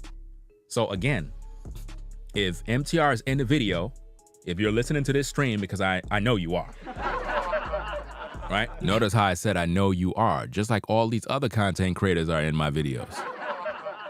I know they're watching my videos. I mean, come on, fam. We have 292 people here. You don't think that other content creators are in the clouds watching the video? Come on. Just to be nosy so they could go out there and talk ish. You already done know how it is. Let's go. Put your videos back public. Make a video letting her know that if she resort to the harassment, because that's what it is. See, I'm giving you everything. Notice what I just said, harassment. Do you see how they're regurgitating the things that I've already done said? That what she's doing is harassment. Do you see that? Clear as day. You need to know so that you can give to your attorney, because your attorney is going to tell you the same thing I'm telling you. I promise you. It's called harassment. If she say, I'm going to file a copyright claim against your videos when you're collaborating with her, that's harassment. Wow. You understand? Wow. That's harassment. She's harassing you. She's basically trying to take your livelihood away. Wow. Do you see that? She's trying to take your livelihood away. She's harassing you. She's bullying you. You know what I mean? She wants you to suffer. That's what's going on here. So at that moment, you got to be serious about this. If you get threatened by it and you take it down figuring, well, I don't want to collab, I don't have no association with her, then you should also take down any reaction videos you did with her too. See, I noticed something. You didn't take down the reaction videos that you did with her content, but you took down the videos in question. I think that you're showing a sign of weakness. And a lot of young men is seeing this through my stream, that you're not really in your masculine frame right here. See, the videos that he took down, there's a particular website that I can frequent to gather certain stats of what's going on in these YouTube streets. So even if a content creator put his videos on private, do whatever he got to do, I'm going to get that information from this particular website. And it tells you everything you need to know. And I was able to look this up to see what videos he took down, because on this website, you can put the content creator's name and you could scroll through all their videos as if though you're on their channel, right? And I could literally see what videos they have on private on this particular website. In other words, any video they have, I can see what videos they have on private or what videos they deleted. All the stats is there. Don't you just love technology? With the amount of subscribers you have the bank, you have the money, you should have an attorney on retainer. So I don't understand how you're just going to let her just get away with throwing a threat at you. Number one, because she made a public threat. Notice how I'm talking about she made a public threat. All of these things is what the guy with 1,000 subs got, which O'Shea claimed he got from him because he claimed somebody sent him the video. All of that is cap, fam. That if you don't take down the videos in 48 hours, that she was going to hit you with copyright claims. That tape and that video need to be given to your so-called attorney ASAP. That's beautiful. Because now you got all the proof that she's only doing it because she's being spiteful. She didn't do it while the videos were up. So now she's being vindictive. Notice I just said vindictive. You see that? You see that? You see that? Now you heard O'Shea said, oh, she's being vindictive. Well, where do you think he got that from? Do you see how the power of influence, how it works? Let's go. That's more damages. See, I'm showing you how to get around and do what you need to do to get that bag, and it's all legal. She's digging herself into a hole because she's young and most likely dumb. And I'm just being honest with you. Anyway, let's get back to the facts here. Now, notice how I just gave this brother some game right through the stream. Because right now, Just Pearly, she should be literally shaking a little bit. She should be like, wait a minute, I didn't know that. You mean to tell me I could get in trouble? Right now, she's calling somebody on the phone, asking questions right now. She's like, hey, could I get in trouble for this and that and that? Yeah, you could get in trouble. You serious? Yeah. So now, next thing you need to do, MTR, is go to her channel, download that video where she made the threat of filing a false copyright, download that video, cut all the pieces where she was talking about you in terms of striking your channel. That's harassment. Wow. You know what I mean? Because she's not copyrighting you because you violated a copyright. She's doing it because she's just angry with you. Yep. That's more damages that you'll be able to get through a case against her. Yep. But let her file the claims. This is the whole thing about it. That's why you should have left the videos up. It would be much better. Just leave them up. Let her do the dirt. That way you could get the evidence. Again, Sarah Garvey was hit with about 6 copyright claims from Just Pearly. And his channel is still there. Copyright strikes gone. Now, he have the opportunity to sue her. If he take the advice that's in this video here, he can sue Just Pearly, get money off of her, easy. All he got to do is provide the evidence, go to an attorney, and they'll deal with the case. And that's all he have to do, and he'll get paid. You know what I mean? It's very, very easy to do. And also, let me say this for a lot of people, because I think in one of my other streams, people were complaining about ads are popping up in the video. How do you think I'm supposed to get paid for my work? I just want to know. Because people complain about, yo, I was hit with an ad while you were streaming. Well, how do you think I'm supposed to get paid? How do you think I get paid when I do content? Like, seriously, let's be adults here. Are you hitting the super chat? Are you hitting the Cash App? Because I have a Cash App pinned right to the top. I've been on for 1 hour and 30 minutes speaking. So how do you think I'm supposed to get paid for doing this work? You think this is free? I have to just make that very clear, because in my last stream or two, some people were in the chat complaining that, you know, they got hit with an ad and they laughing at it like it's some sort of game. Like, that's how you get paid. It's a business. Just like when you watch TV and a commercial come on. Just like when you go to a website and ads are popping and blinking all in your face. That is how that website is being paid for their work. Let's get back to the case. It doesn't matter if it was a month ago or 2 months ago. They'll be able to contact YouTube. They'll get her personal information. They'll subpoena all of that type of stuff. They'll get everything they need to know. I'm giving you the game. Do you understand me? So, hey, it is what it is. Let's get back to the video. Enough of copyright law class. Notice what I said. Enough of copyright law class. So where do you think these content creators get their information from? The show on my channel. I'm so offensive. You better take those off. You better take those off. You better take those off. Wow, that's crazy right there. Yes, that's true. That's true. False flags can get you kicked off of YouTube. That's a fact. And being that, you know what's even more funny about this situation? Just Pearly made those false copyright claims against Sarah Garvey, and he was able to overcome. So it's in the YouTube system that Just Pearly platform has abused the copyright system. See that? So now, if MTR was to put his videos back public and let her file the false DMCA claims, once they do that, and he go through the process of the counter notice and deal with that, all he got to do is just contact YouTube via the text chat and let YouTube know that there was a recent situation with Sarah Garvey and the Just Pearly podcast where she filed several copyright claims that was totally bogus. And if you would check your records, it clearly says that his videos were restored due to the counter notification.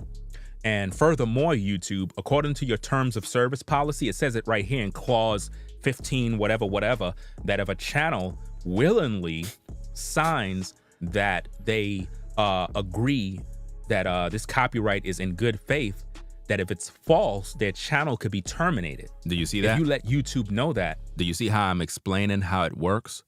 How if someone filed bogus complaints. Now remember, Sarah Garvey got hit with about six or seven copyrights. And he was able to overcome. Now, the reason why Sarah Garvey was able to overcome, once again, is because of my video.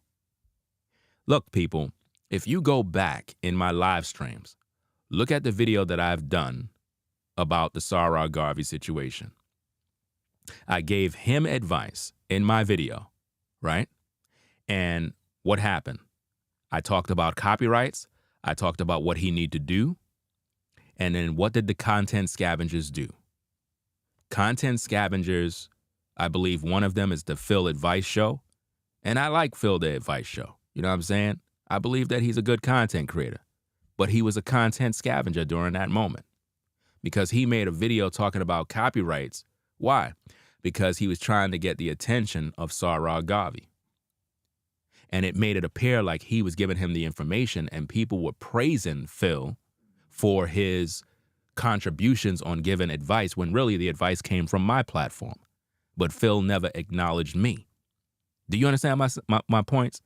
So the only reason why Sarah Garvey was able to get his videos back restored is because he followed the advice from my platform.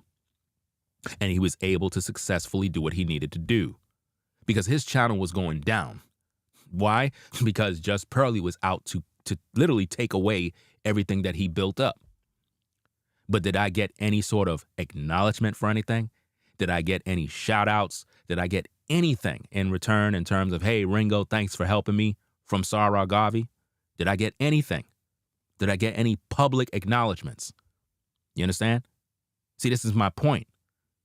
So when you look at the fact that he was able to get his videos back up and he was able to do that, now being that Just Pearly is threatening MTR, he can now sue her. But see, these people are learning this information from my material, but they don't want to acknowledge me. That's crazy, right? Let's get back to this, man. And they check the records, and it finds out that Just Pearly is abusing the DMCA system, which is a very serious contract. They will terminate her account. They will terminate her account. I've seen it done to many people already. I've seen many people lose their YouTube channels because they were abusing the system. That's something you can't do. You have to listen, as a content creator, you have to learn how to take criticism. You have to understand that creators have rights to talk about you. You can't be so butthurt anytime you hear anybody talk and you run and cry to YouTube, especially if they do a video reacting to a video of yours and you claim copyright. You're going to be sued. So that nice house you have, the little money you got in the bank account, that's going to come to me. I'm going to take your money. So be stupid, because it's a serious problem. And I think that the reason why people are able to do that is because YouTube allows it. The YouTube system, see, if I worked for YouTube in their legal department, I would revamp the legal department so that if anyone was to file a copyright claim, before the copyright claim goes through, they would have to present the court order against you. Because, again, the way it works is you have to sign the documents on YouTube that somebody is infringing your copyright, and YouTube will just take the video down without warning. I think that that's bad. I think that's bad business. I understand it from a business standpoint that YouTube is trying to protect themselves from liabilities and issues. At the same time, their legal department should be able to verify if the complaint is real. So in order to avoid, any sort of miscommunication, fraud, harassment, abuse of their system, then the party that is issuing the takedown notice should have the court order at hand already by uploading it to YouTube so YouTube can see, yeah, I have a court order against said party to remove the videos in question. And now YouTube is now liable to take it down. I think that that's the way it should be done. YouTube systems is backwards. They're basically saying that they'll take the video down first, and then they'll give the content creator that, and let me show you how bad it is. Let me show you how bad the legal system is on YouTube, how it needs to be revamped. I don't know why it's not.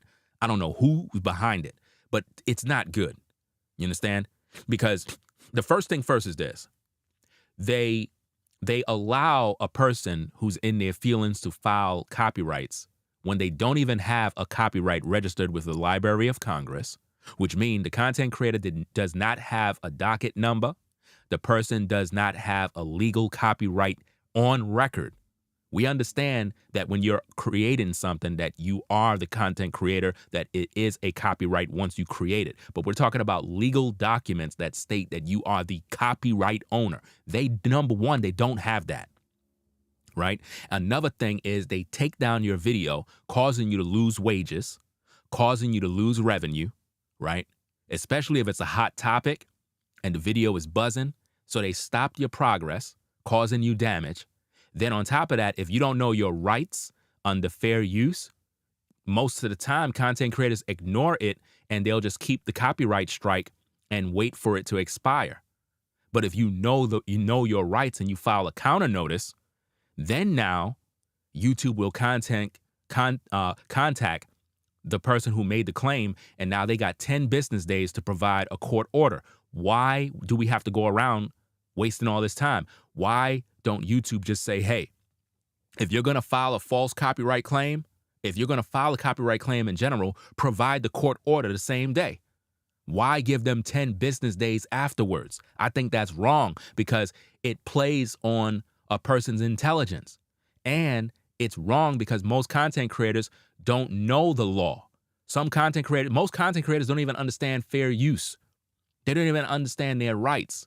And in most cases, as a content creator, you may have been hit with a copyright strike that was false, but you didn't know your rights. So you just accepted it and you waited out. You waited for it to be expired when you were in your rights. But because you didn't know your rights, YouTube didn't protect you.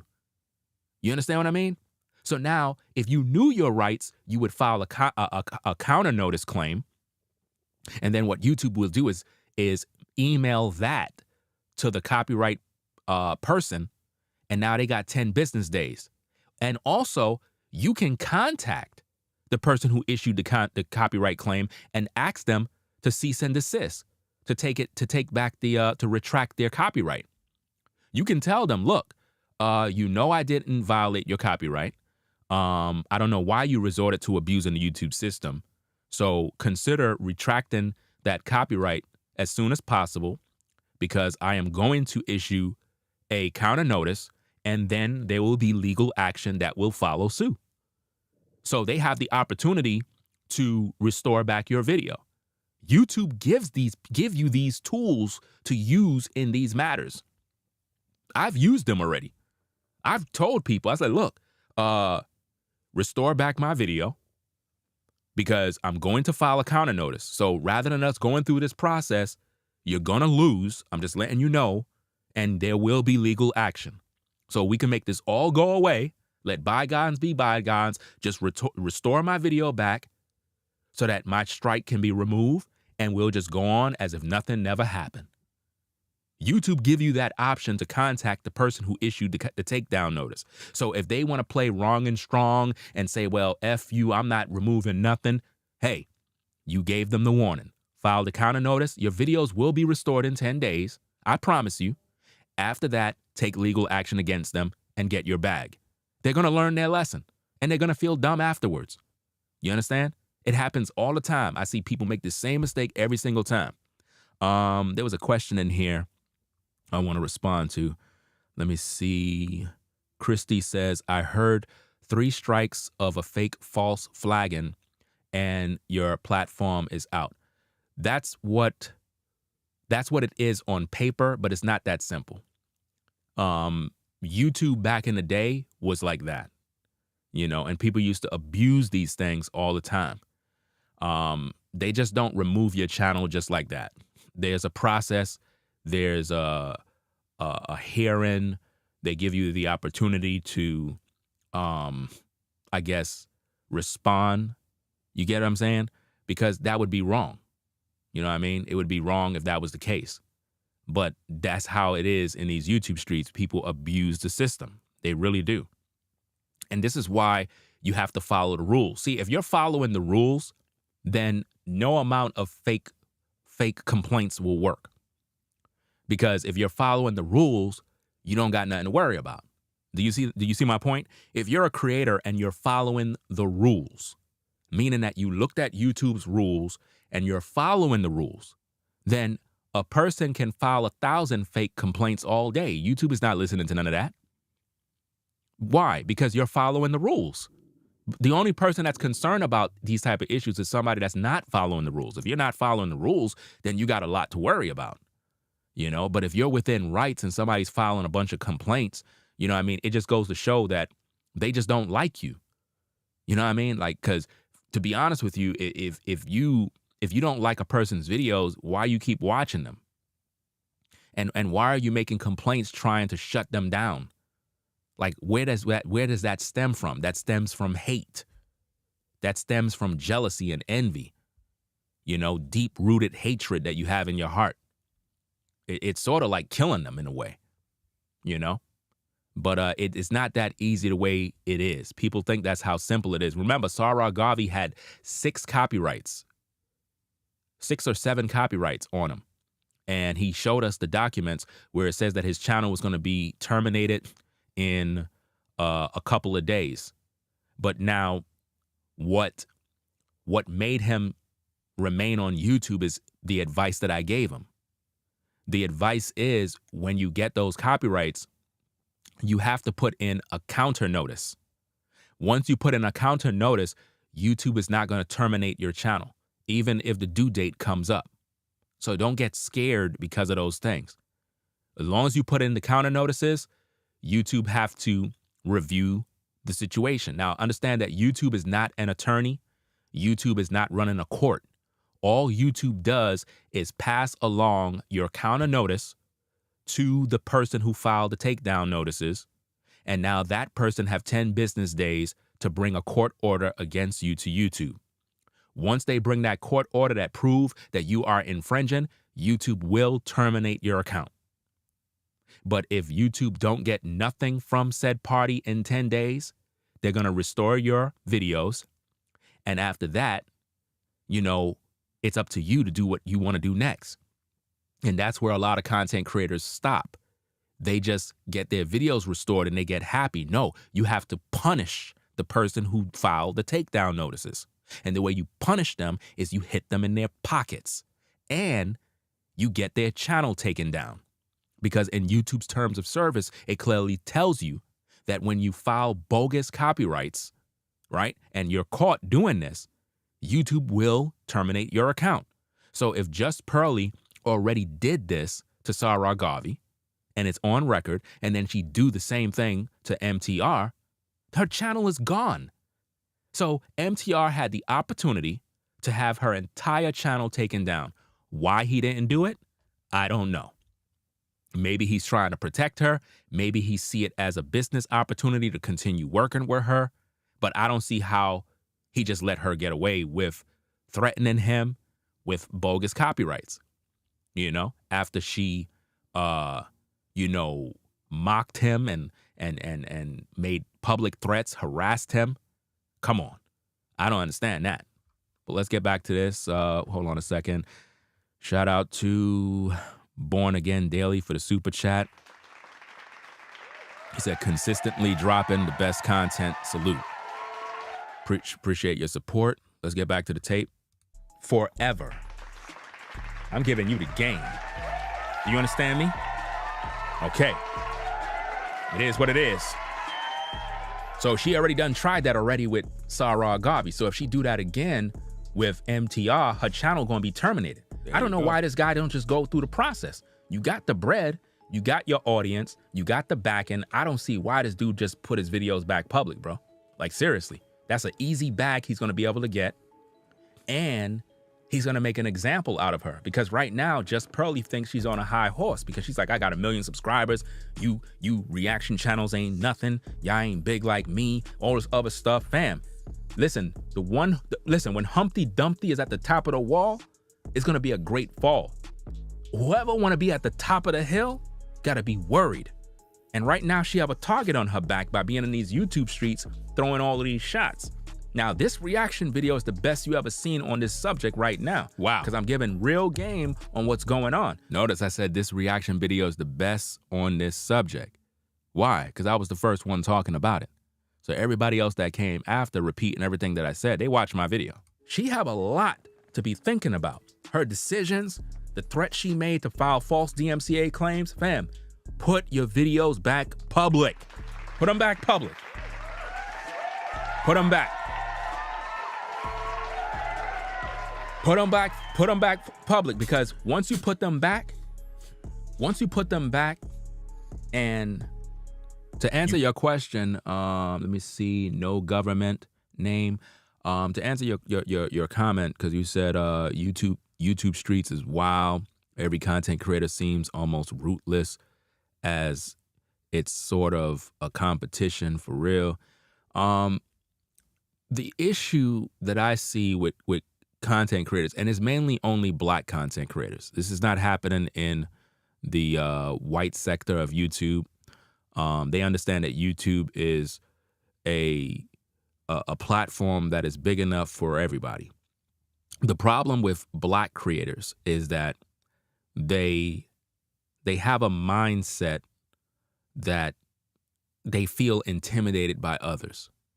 You get what I'm saying? So it's like they don't want no one else to know others. It's like they're threatened by your existence. They feel that you being here is going to prevent them from growing, or they may not be as popular because of you, because of your style, your creativity. So what they try to do is keep you from growing. So for them, it's a competition. They're really competing against themselves, you know? Because if you're a content creator, it's not about me competing with you. If you make videos, if you get up making videos because you're competing against me, you're wasting your time.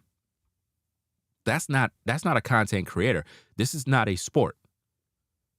There's no championship rings. You understand? That's crazy. You should be able to get up, make content because you have a purpose. You want to teach, you want to entertain, you want to edify, whatever it is you want to do. It's not a competition. If you see it as a competition, then you're going to get into competitive jealousy. And now you're going to be doing things in a very sneaky way. This is why I roll solo, because I don't trust nobody in these YouTube streets. You know what I mean? I just stay to myself, do what I got to do. Because I see that anytime people work with one another, they always have a falling out. There's always a beef because of money. People always want to take the credit for things that they didn't do. And I realize that, you know, a lot of times people just don't want to acknowledge other creators.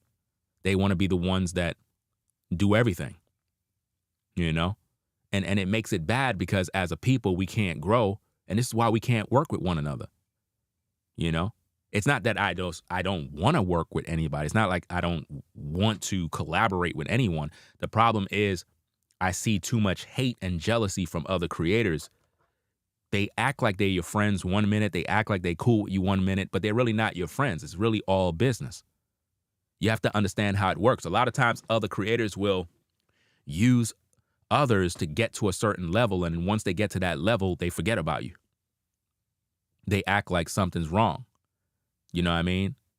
And that's just the way it is. Listen, if I see any more comments, right, from anyone about things being frozen, I'm going to block you. So I'm letting you know right now. You see that the background is moving and you see that the middle of the screen is still. Let's stop being dumb and stupid. I don't care if you're a member. I don't care who you are. You will be blocked. Do you understand me? Let's stop being dumb. If something is frozen, the whole video will be frozen. You know what I mean? If the screen was frozen, this is how it would look. You see that? You see how I just stopped the background? You see how everything is stuck? So if this is moving like this, how could the video be frozen? You see that? We got to be intelligent and stop being dumb, fam. Seriously. I don't got no time for foolishness. We're adults. Let's stop being dumb. Go through the process. She might lose her channel. Now, I'm not trying to stop her or cause her to lose her channel. She's going to do that herself. But sometimes people need to be taught a lesson because some people figure they're at the top. They could just file false complaints. She didn't learn nothing from the Sarah Garvey situation. She didn't learn anything from the Sarah Garvey situation. That's why she needs to be taught a lesson.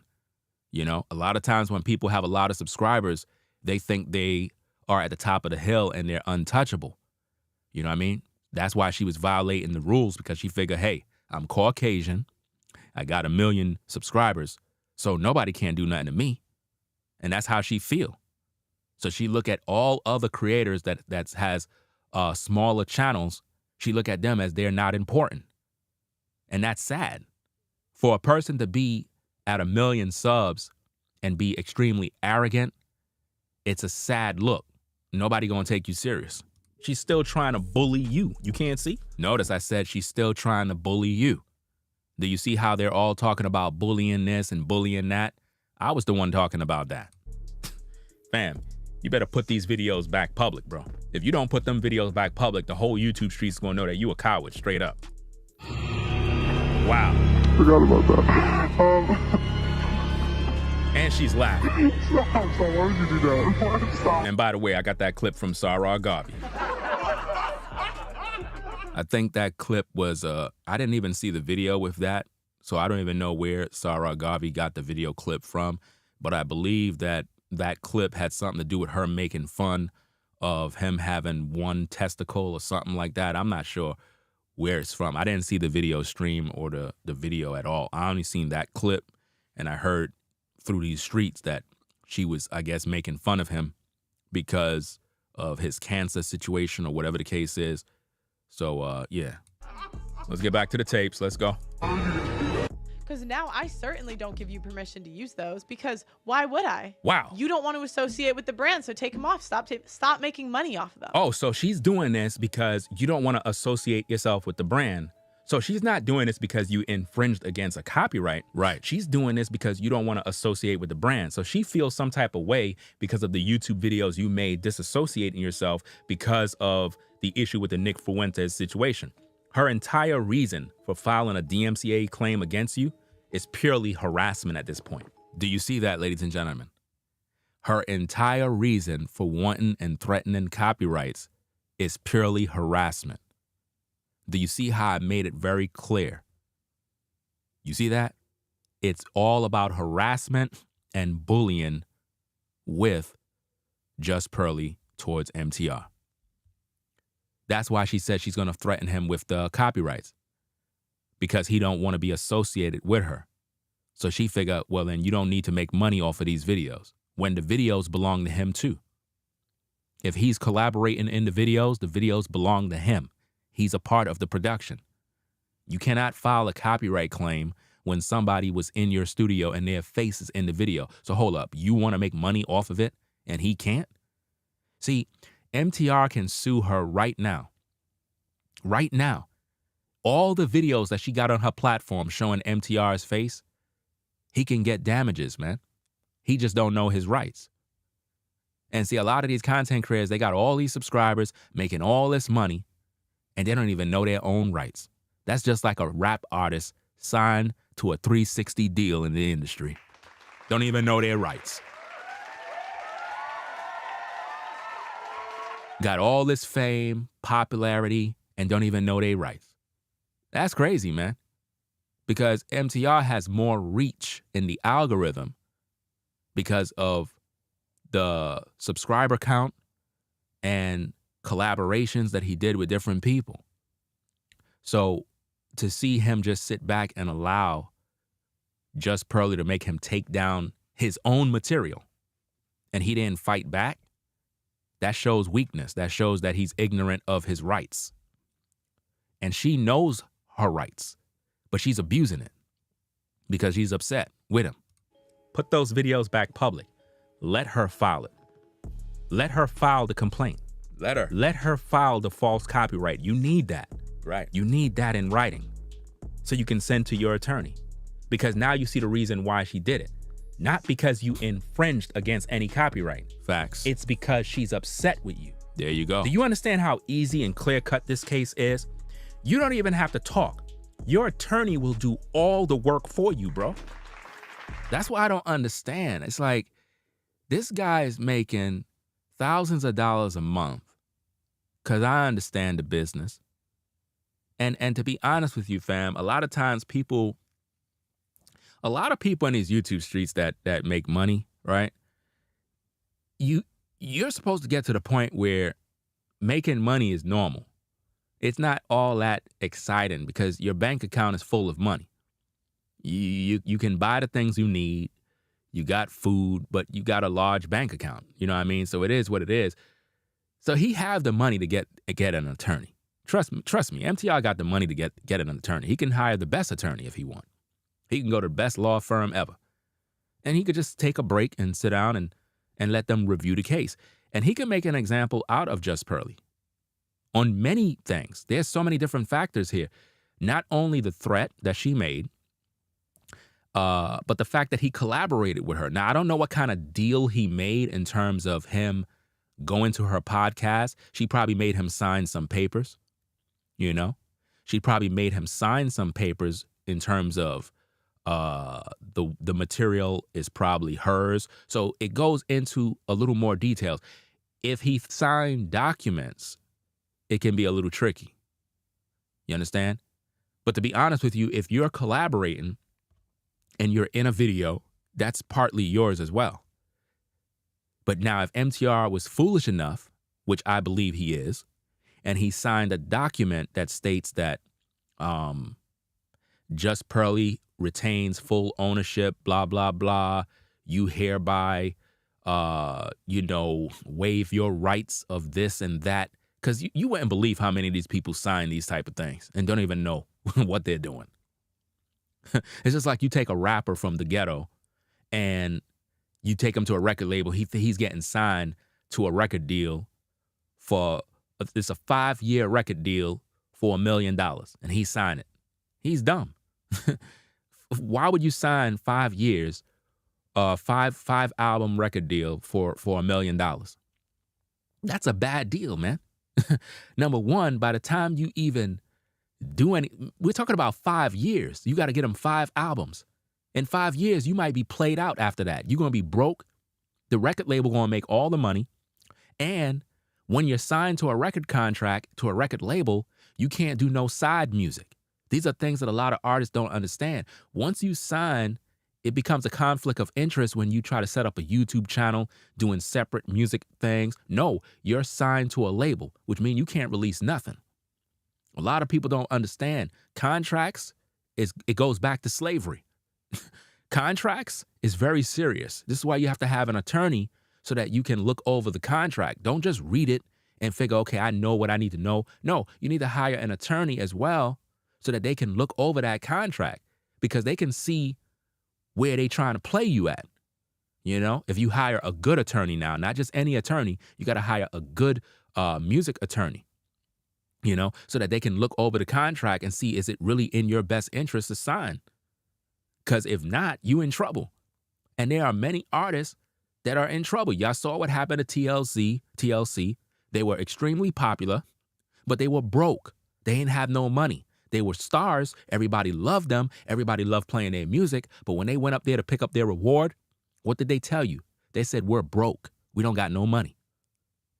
So you could be famous, be a star and popular and broke at the same time. Why do you think she had that situation where they burned down the boyfriend's house, the mansion? That wasn't no regular fire. That wasn't no regular fire, fam. That was to get money from insurance. There's a lot of stuff that goes on in the industry that people don't talk about. A lot of rappers and artists be broke, but on the outside, you think they got bread. Your attorney will do all the work. All you got to do is just let her file the false claims, get those copyright notices, get all of those things in check, and then you let your attorney know what's going on. He'll do the rest. What is this person's name? Madara. You said, but he's not a rapper. Do you know how to pay attention? Like, we're using examples of contracts. Do you understand deductive reasoning? Do you understand that? Have you ever taken a test and it was based on deductive reasoning? We know that MTR is not a rapper, but we're talking about contracts. We're talking about contracts and we're using examples, right? We're breaking things down on how things work.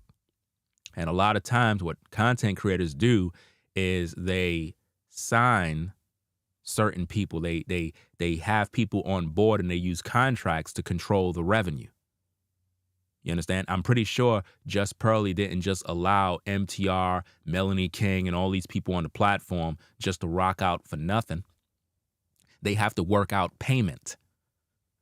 They have to work out a payment strategy on how these individuals will be paid. You understand? You're joking. I'm not joking. Do you understand me? I'm not joking. This is not a joke. You understand? I'm not joking. It is what it is. And if I see any sort of lip service, you're going to be up out of here. Do you understand me? I don't care if you're a member. None of that stuff mean nothing. Because people that rock, they respect. I'm breaking it down so that you can understand what's going on. We're talking about contracts so that we can find out if MTR has a case against Just Pearly. Because if he signed a contract that states, hey, she got full ownership of the material, then there's nothing he can do. Because he's under a contract. He's under a binding agreement. And that's probably why he took the videos down. Maybe he do know his rights. Maybe he's not as dumb as I think. But maybe he signed a contract that she put him in where his hands is tied. Because a lot of people do this type of stuff.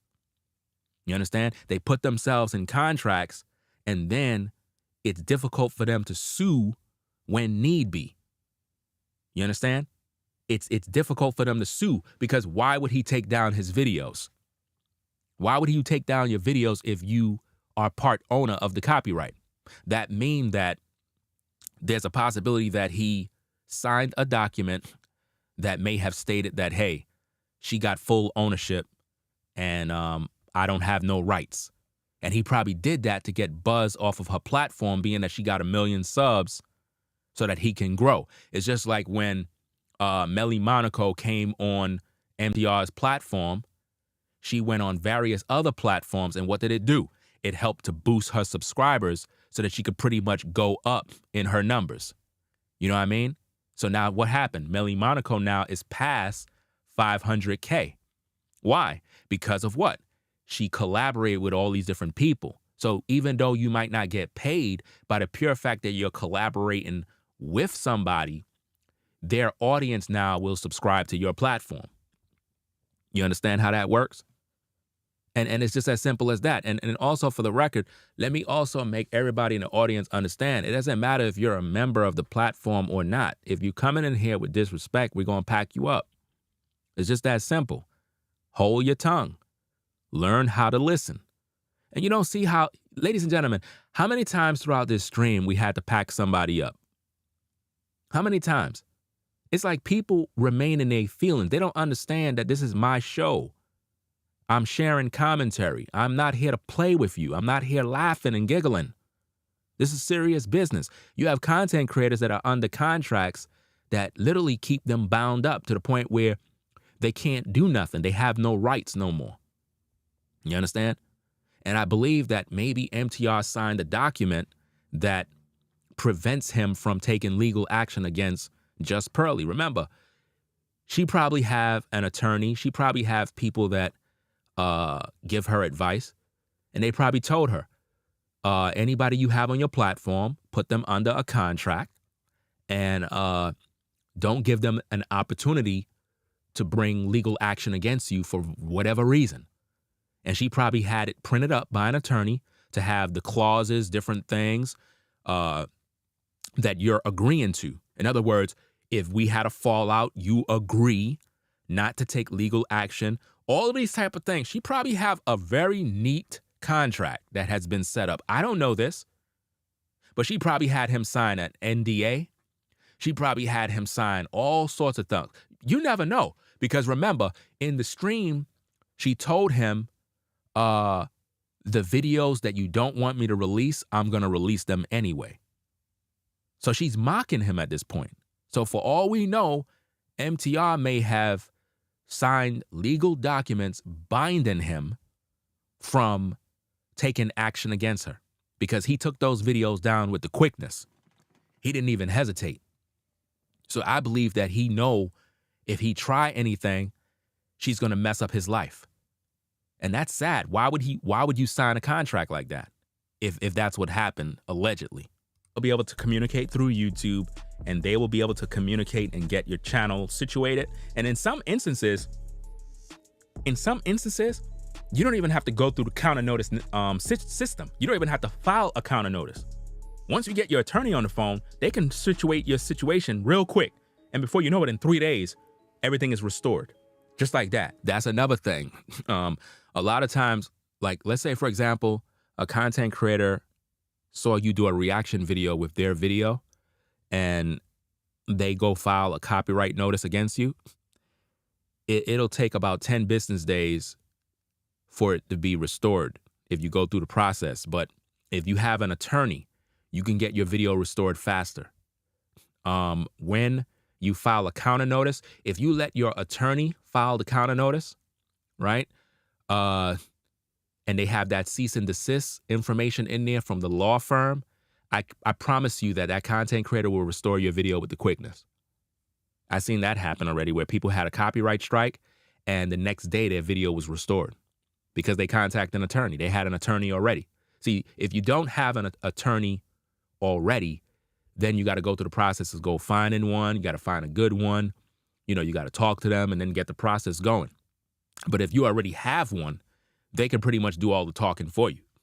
And once you send that letter to them, they're going to restore your video because they're going to know they're in the wrong. Because anytime anybody file a copyright, they already know they're wrong. Now, the only time a copyright takedown notice is sufficient is if somebody's mirroring your video. Let's say, for example, you have a video and it's 10 minutes long and somebody download your video because you're getting a lot of views and they upload your video to their platform. They didn't do no reaction. They didn't do no breakdowns. They didn't share no commentary. They just took your video, re-upload it, get in views, and monetize. That person can get in hot water for that. Now you can file a copyright because the person is definitely violating because they stole your material. You understand? They have no rights to do that. And a lot of times people do it. You know, they take your video, they start making YouTube shorts with your video, taking clips, doing this and that. All of that goes against terms of service. You know, matter of fact, you can get demonetized for that. You know, I could teach a whole class on how to get demonetized because I've already experienced different things. So therefore, I know how it works. See, the only way somebody can teach you is if they experienced.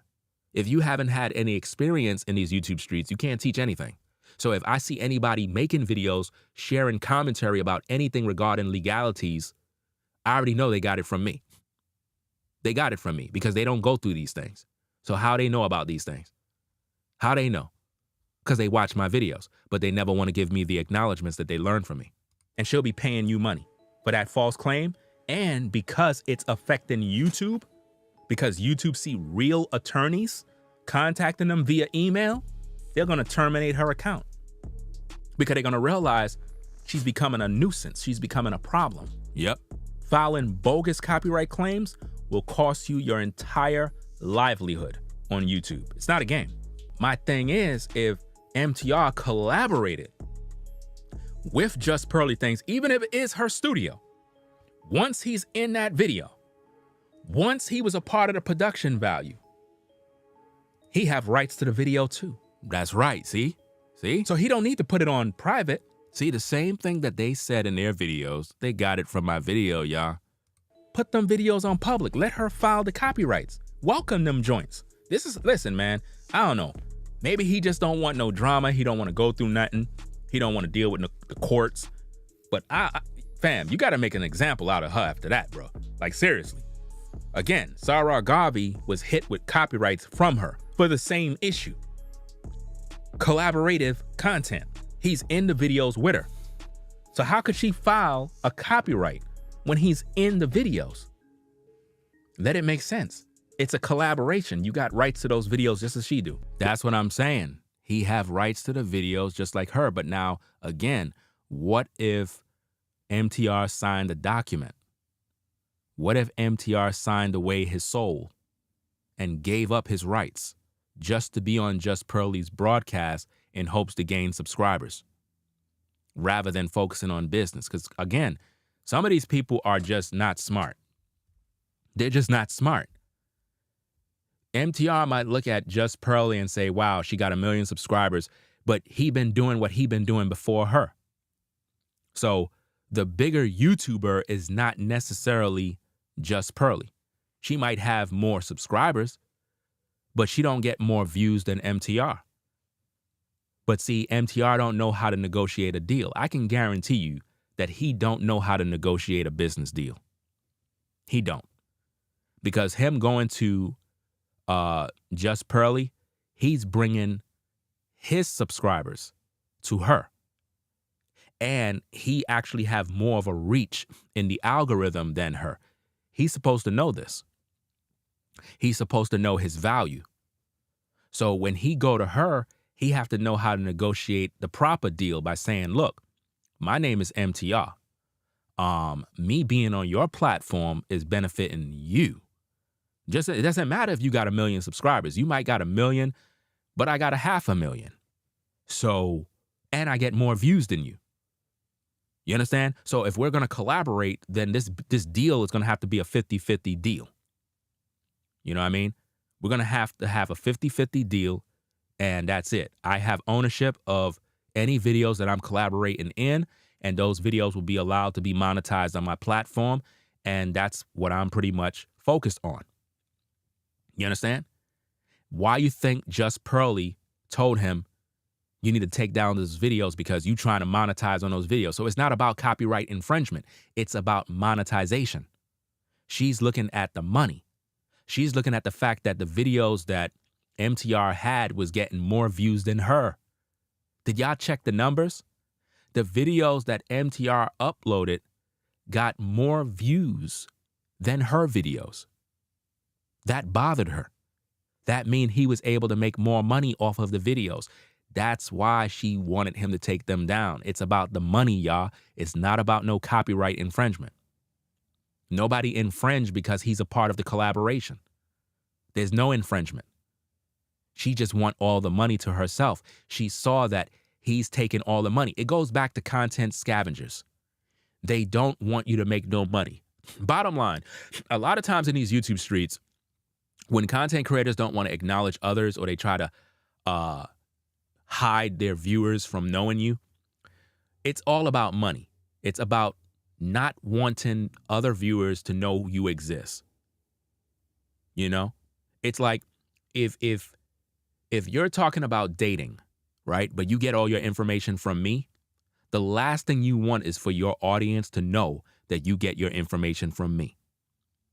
Why? Because if your audience ever find out that all the videos you make on dating, that you get your info from me, and they find out, guess who they're going to come subscribe to? They're going to say, I don't need to listen to you because you're not even original. You're getting your info from him. So they're going to come to me. Why? Because they know that I actually have the experience in what I'm talking about. That's why I can talk so fluently. Whereas other people, when they talk, they got to cut, copy, paste. Just look at these YouTube streets when these guys upload videos. It's all edited. Cut, copy, paste, cut, copy, paste, cut, copy, paste. They don't talk fluent like how I talk. They got to cut, copy, edit, edit. Why?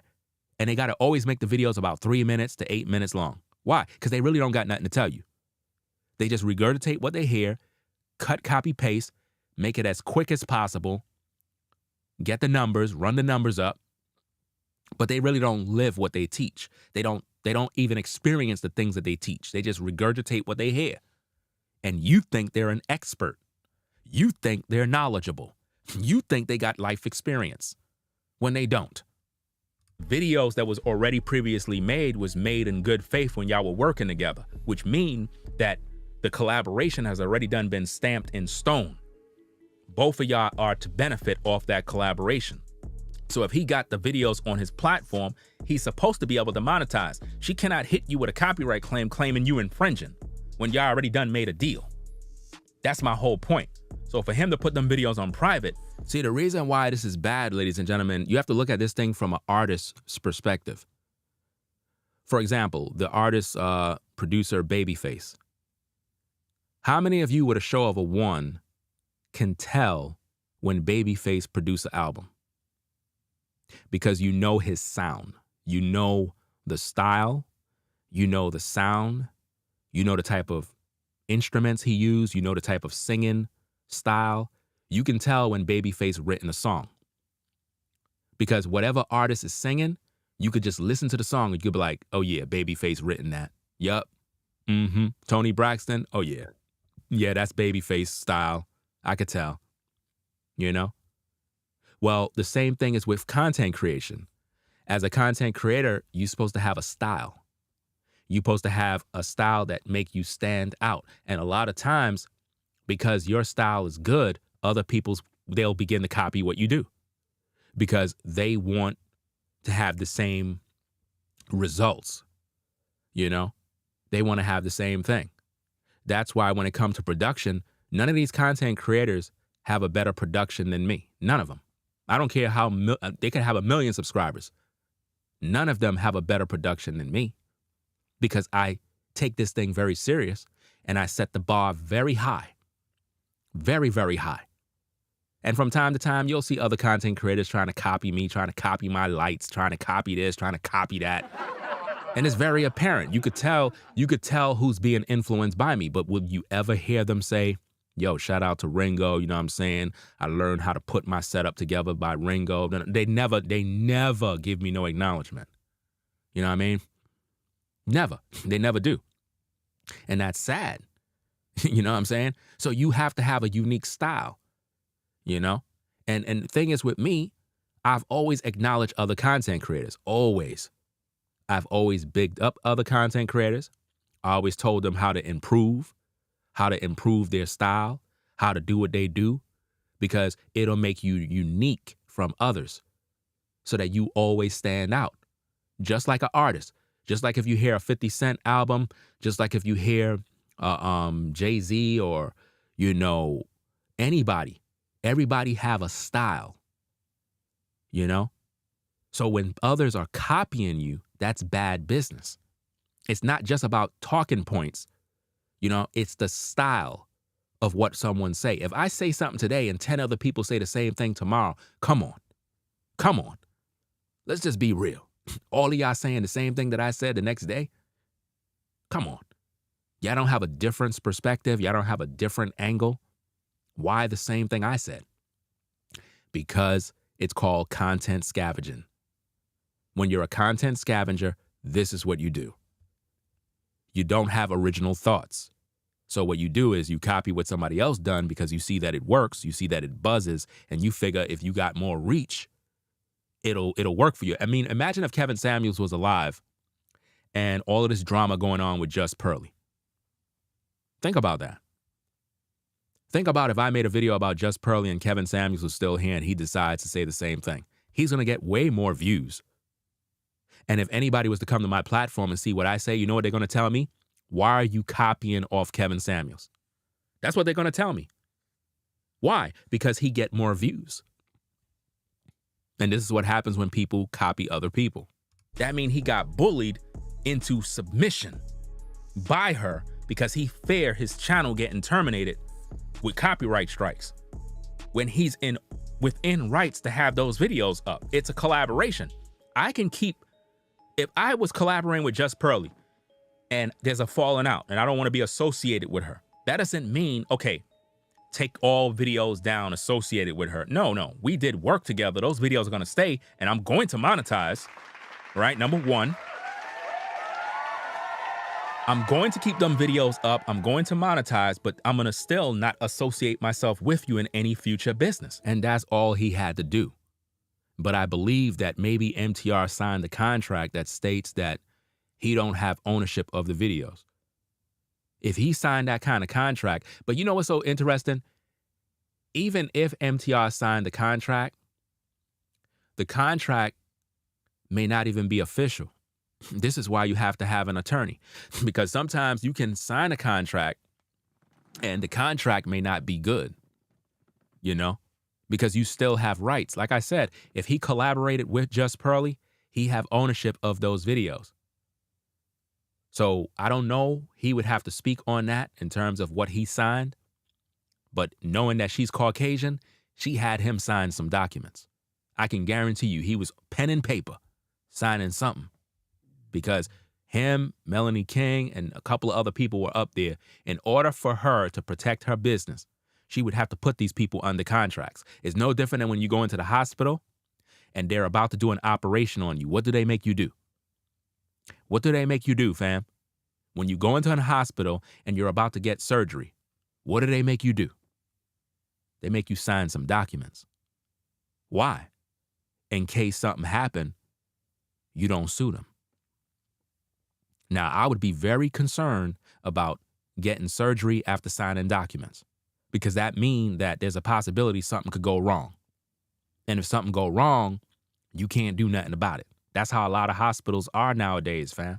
That's why it's dangerous. You know? Why they make you sign contracts for? To protect themselves. To protect themselves from liabilities and different issues. But the old videos is the past. That's still my production. That's still my work. That's still my face, my likeness, and who I am. It's gonna stay up on my channel. No different than rap songs that are still on the radio. Even if an artist and another artist had a falling out, the record is still earning money. SoundScan is still doing what it gotta do. You're still getting royalties. So MTR is supposed to still get paid. Those videos that he took down were monetized. He was getting money off of those videos. So she took money out of his pocket. He can now sue her for damages just for that. You know, he's losing money. Let her file the false claims. Let her file them. Get your attorney and do what I finished saying in the video. Watch and see. Her channel gonna get terminated. Y'all gotta go look at them YouTube terms. Y'all gotta go look at the rules. Look, people gotta stop playing. Listen, go into the YouTube community guidelines, copy the section where it talks about if you file a false copyright complaint, how YouTube is gonna terminate your channel. Let YouTube know that she did that with Sarah Garvey already. You have to let YouTube know. A lot of times, you have to understand, YouTube is a company that has a lot of employees, right? I knew one particular guy that, and this is back in the day. I don't even know if the brother still do videos on YouTube, but his username on YouTube is Not Your Typical Negro. Shout out to that brother wherever he is. He's one of the OGs in the space as well. He's been out on YouTube for years. He was around when I started. You know what I'm saying? I think he came on YouTube probably a year after I came on YouTube, and he was into exposing these false teachers, the Christian pastors, and so on and so forth. There was a situation that happened back in the day where Not Your Typical Negro had gotten copyright strike from a particular ministry, and his channel got terminated. And it was a big mess. Everybody was talking about it. This brother went down to YouTube headquarters himself. This brother went down to YouTube headquarters himself and documented the whole thing. Literally, he went to YouTube, right, to let them know about his case, and he did everything, all the footwork. I never seen nobody go to YouTube headquarters. You know, like how when you just go to the store and you talk to the people face to face, he went to YouTube himself, literally. You know, you can go to, YouTube, you can go there, right? You know that? If you out, I believe it's California, you can go there. He literally went there and presented his case. And guess what? He got his channel back. He got his channel back. I kid you not. No cap. You know what I'm saying? I think I have to look for his channel because I think, I'm not sure if he still do YouTube, but he definitely did this. He went to YouTube and got his channel back. So my point is, YouTube is not just like a computer machine. It's with real people that work there. So from time to time, they may not know that Just Pearly is abusing the terms of service. So you got to like remind them that if you look in your files, Just Pearly filed copyrights harassing and bullying another YouTuber, and he got his videos restored. You should check it because right now she's doing it again. And according to your terms of service, it says that, hey, if anybody filed false copyright claims, that if they abuse the system, that their channel is up for termination. And you just let them know. And once they go check and they be like, hey, wait a minute, thanks a lot. Oh, wow, she did do this. Okay, thanks for your information. They'll thank you for letting them know. And you'll go to her channel and you'll see that little, that face when it says like your channel is gone. I'm serious. And it'll be the talk of the town. Just Pearly channel terminated. Not because of, she's doing the right thing, but because she was bullying people. You know what I mean? People need to understand what bullying is and harassment is. Harassment and bullying is not somebody talking about you. You can criticize people. Bullying and harassment is when you make these threats. You know what I mean? Personal threats. Threats to file false copyrights to get your way.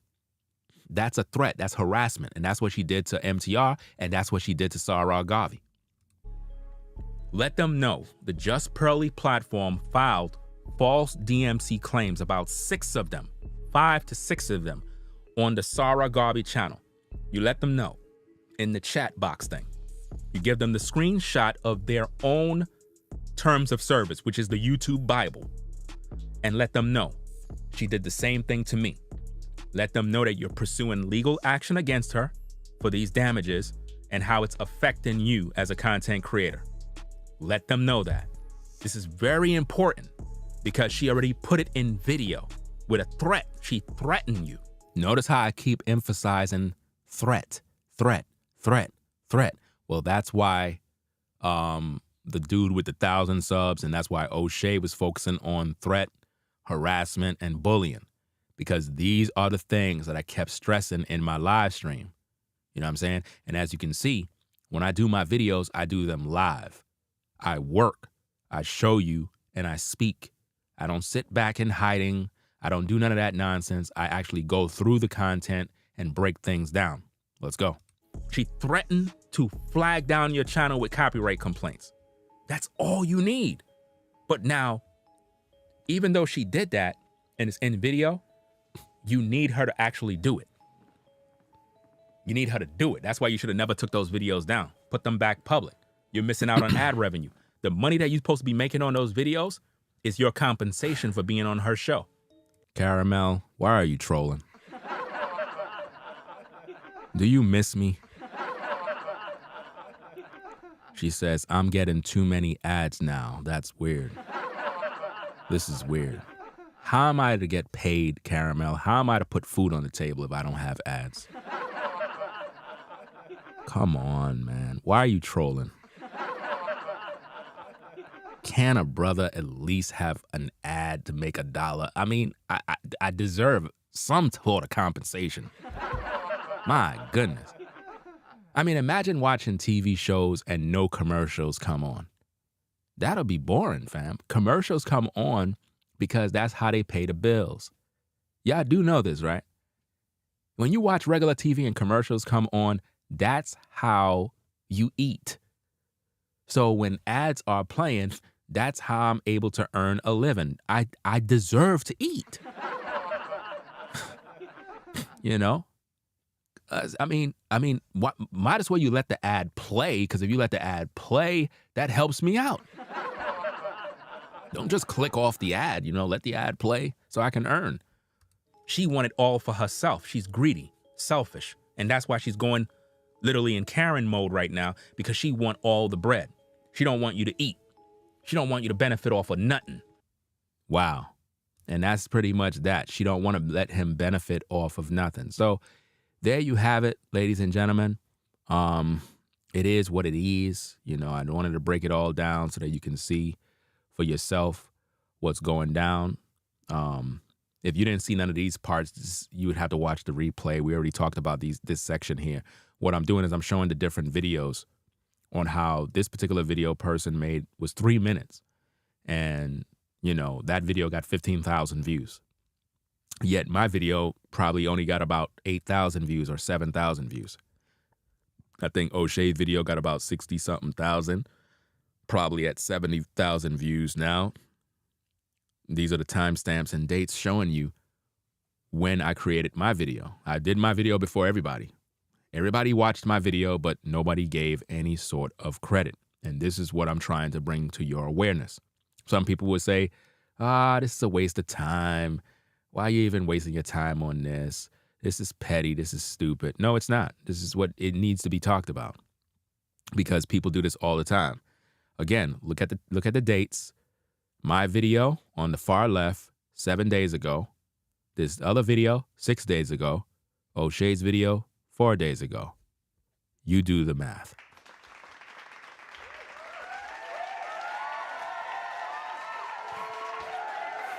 You do the math, right? All you got to do is just do the math and figure it out. So that being said, y'all, we're going to get up on out of here. Got to give a few shout outs on the Cash App. Shout out to Brandon for the 10. Appreciate your support. Lost Yah for the 4. Lost Yah for the 4. Davina, I'm not sure if I'm pronouncing your name right. Davina for the 20. Appreciate your support.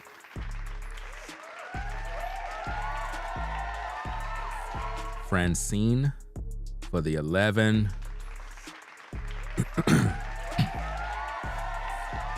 V Dubman for the $110 Cash App. Appreciate your support.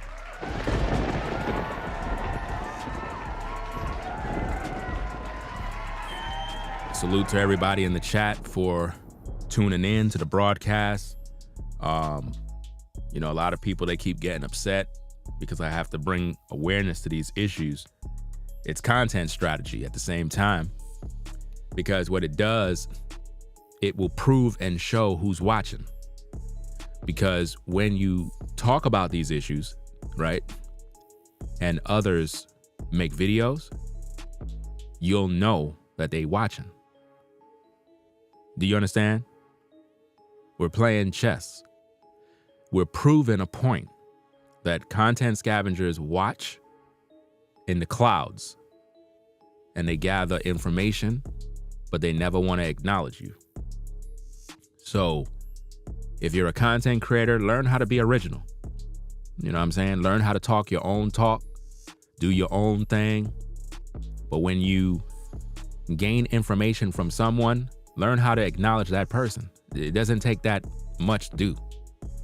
You see somebody do something, you like what they're doing, shout them out, acknowledge them. But when you go out there and you try to act like you're teaching somebody something when you got the information from me, you're deceiving your audience into making them believe that you're intelligent when you're not. You're making them think that you're smart when you don't know what you're talking about. You know? It's sad. But this is how it is. You know? This is how it is in these YouTube streets. People are intimidated by others, or they have personal issues with others, and they refuse to show them that level of respect. Now, you don't have to agree with me. You don't even have to like me.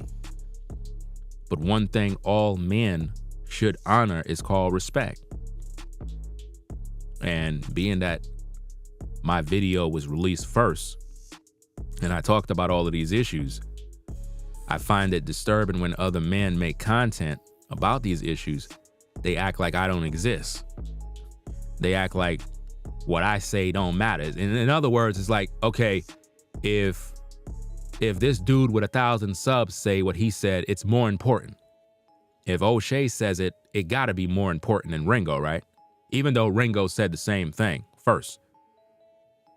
You understand what I mean? It's like his words don't matter. My words don't matter at all. You know? Those type of issues are very concerning to me because it's my intellectual property. It's what I said. And I feel that as content creators, you have to learn the importance of acknowledging other people when you learn from them. It doesn't take much to say, hey, salute to such and such and such. I seen a video by X, Y, and Z. At the same time, I want to share my thoughts to bring further awareness to the subject. That's called giving proper credit. But when you release a video and clearly you're copying off what another man did. You're trying to make yourself stand out as if though you're the originator. And you're deceiving your audience. Now, if your audience see this video, they're gonna know, wow. So hold up. Why you ain't shout this brother out? Why you ain't give him his just due? You see? It's crazy. You know, so we have to bring awareness to these subjects because people are going to continue to do it.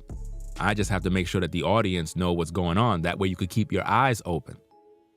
So that when you watch my videos, you hear what I say, you hear the things I talk about. When you see other people talking about similar topics and they don't shout you out, that's jealousy. That's competitive jealousy because they shout out other people, but they refuse to shout you out. There is no reason that a content creator with 300,000 subs notices a content creator that has 1,000 subs and acknowledges his video, but don't acknowledge my video. That doesn't make any sense.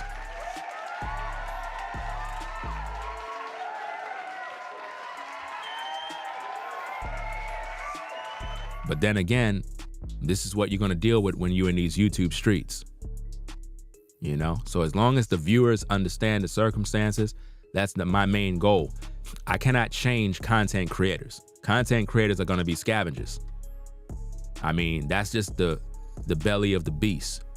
But as long as viewers know what's going on, then it is what it is.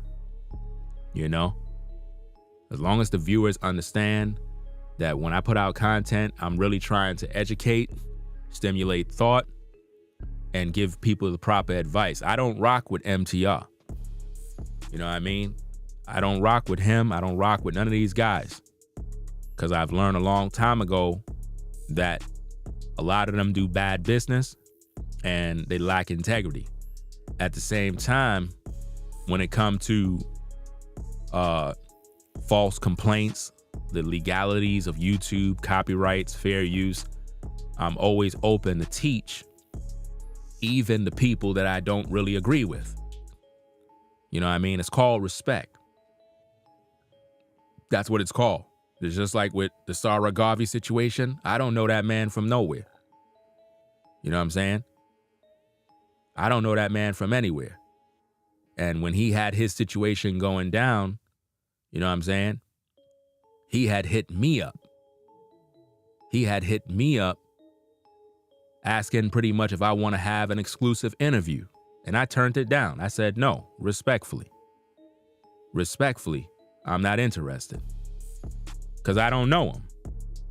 You know what I'm saying? I don't know him. And I look at this thing as a strategy of how people get their numbers up. You know, a lot of times people do that. So I turned him down respectfully because whatever issue he have with Just Pearly, that it is what it is. I just made a video to bring awareness to the situation. I'm not really trying to do interviews and all this other stuff because I don't know that man. I don't know him from nowhere to have him on the platform to do interviews like I'm promoting him. So I respectfully turned down the interview. But if you notice, he went to O'Shea.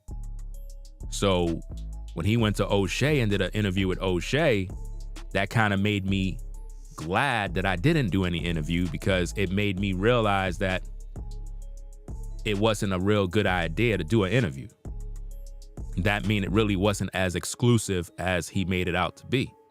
So when I saw that, it kind of made me like look sideways like, brother, you came to me about an exclusive interview you want me to do, but then you went to this other brother and had a pre-recorded video already set. So it kind of let me know that it wasn't really about an interview. It's sort of like a marketing strategy. It's sort of like, let me go on all these different platforms so I can promote myself, get my numbers up. That's how I saw it. I didn't see it as bringing awareness to Just Pearly or to make the viewers understand that she's up to no good. I saw it as an opportunity to grow platforms. That's why I turned down the interview. You understand? Because I don't feel that it's necessary to do an interview with somebody I don't know. I would have to, first of all, know the person. You understand? And I'm not really thirsty for interviews. I'm not concerned with that. So that comes from a level of integrity and good character to know when to move and when to cancel and when to say, nah, I'm not really with it. Because if I don't know you like that, I could potentially help you to do things to push your agenda unknowingly, and then I end up regretting it later. That's why I never did no interview with Sarah Garvey. You understand? Respectfully. So you have to be very careful about these YouTube streets because, again, just because somebody have a different way, you may not agree, it doesn't mean you can't show respect. You know what I mean? I never made no videos disrespecting Sarah Garvey. I actually helped him get his situation back, even though, you know, a lot of content creators took all the credit, such as the Phil Advice Show, you know, the African Diaspora. You know, he pretty much made it appear like he's giving him credit or the advice on copyrights when really Phil watched my video. And this is how it is with content creators in the black sector of YouTube. It's like, it's really disgusting. And this is why I just roll solo. My concern is the viewers. As long as the viewers know the truth, as long as the viewers understand what's going on, that's what's important. I cannot change these other guys' minds. This is why I just roll solo. I don't care how they feel because I don't rock with them. You know what I mean? But I can keep it respectful. I don't have to call nobody out of their names. I don't have to start flipping out and doing all that other mess. At the same time, I got to speak on these issues. A lot of times these guys, man, this lack of acknowledging and respecting others is bad business. If you're on YouTube, you're in the same business, which means we're walking down the halls of YouTube. So it's sort of like your peers in the same field. So even if you don't agree, you got to learn how to respect other people in what they do. And this is why, you know, if you notice, it's very easy for me to call everybody names. It's very easy for me to do that. You know what I'm saying? Me doing that is not helping you to get more views. I could care less about that. I could care less about all the money you make. I could care less about if you're a millionaire. None of that stuff mean nothing. Kevin Samuels was a millionaire. Now he's dead. Do you understand me? So being a millionaire and having all this money, it doesn't mean anything. Today you're here, tomorrow you're gone. What does it profit a man to gain the whole world and lose his damn soul? So we got to get over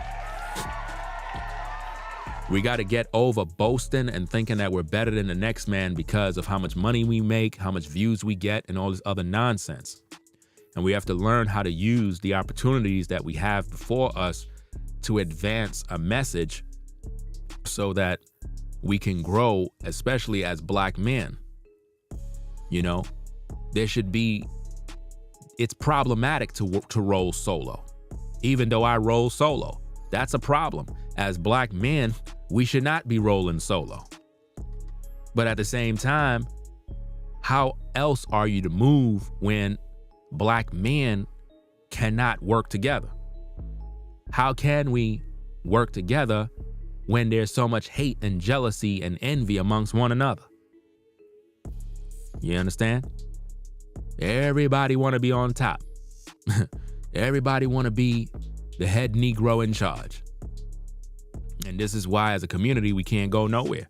This is why the black sector of YouTube is in trouble. This is why what was known as the manosphere has crumbled. Because all of these content creators, all they focus on is themselves. They don't want to teach nobody nothing. They're not trying to grow nothing. They're not improving. All they do is copy one another in order to get the bag.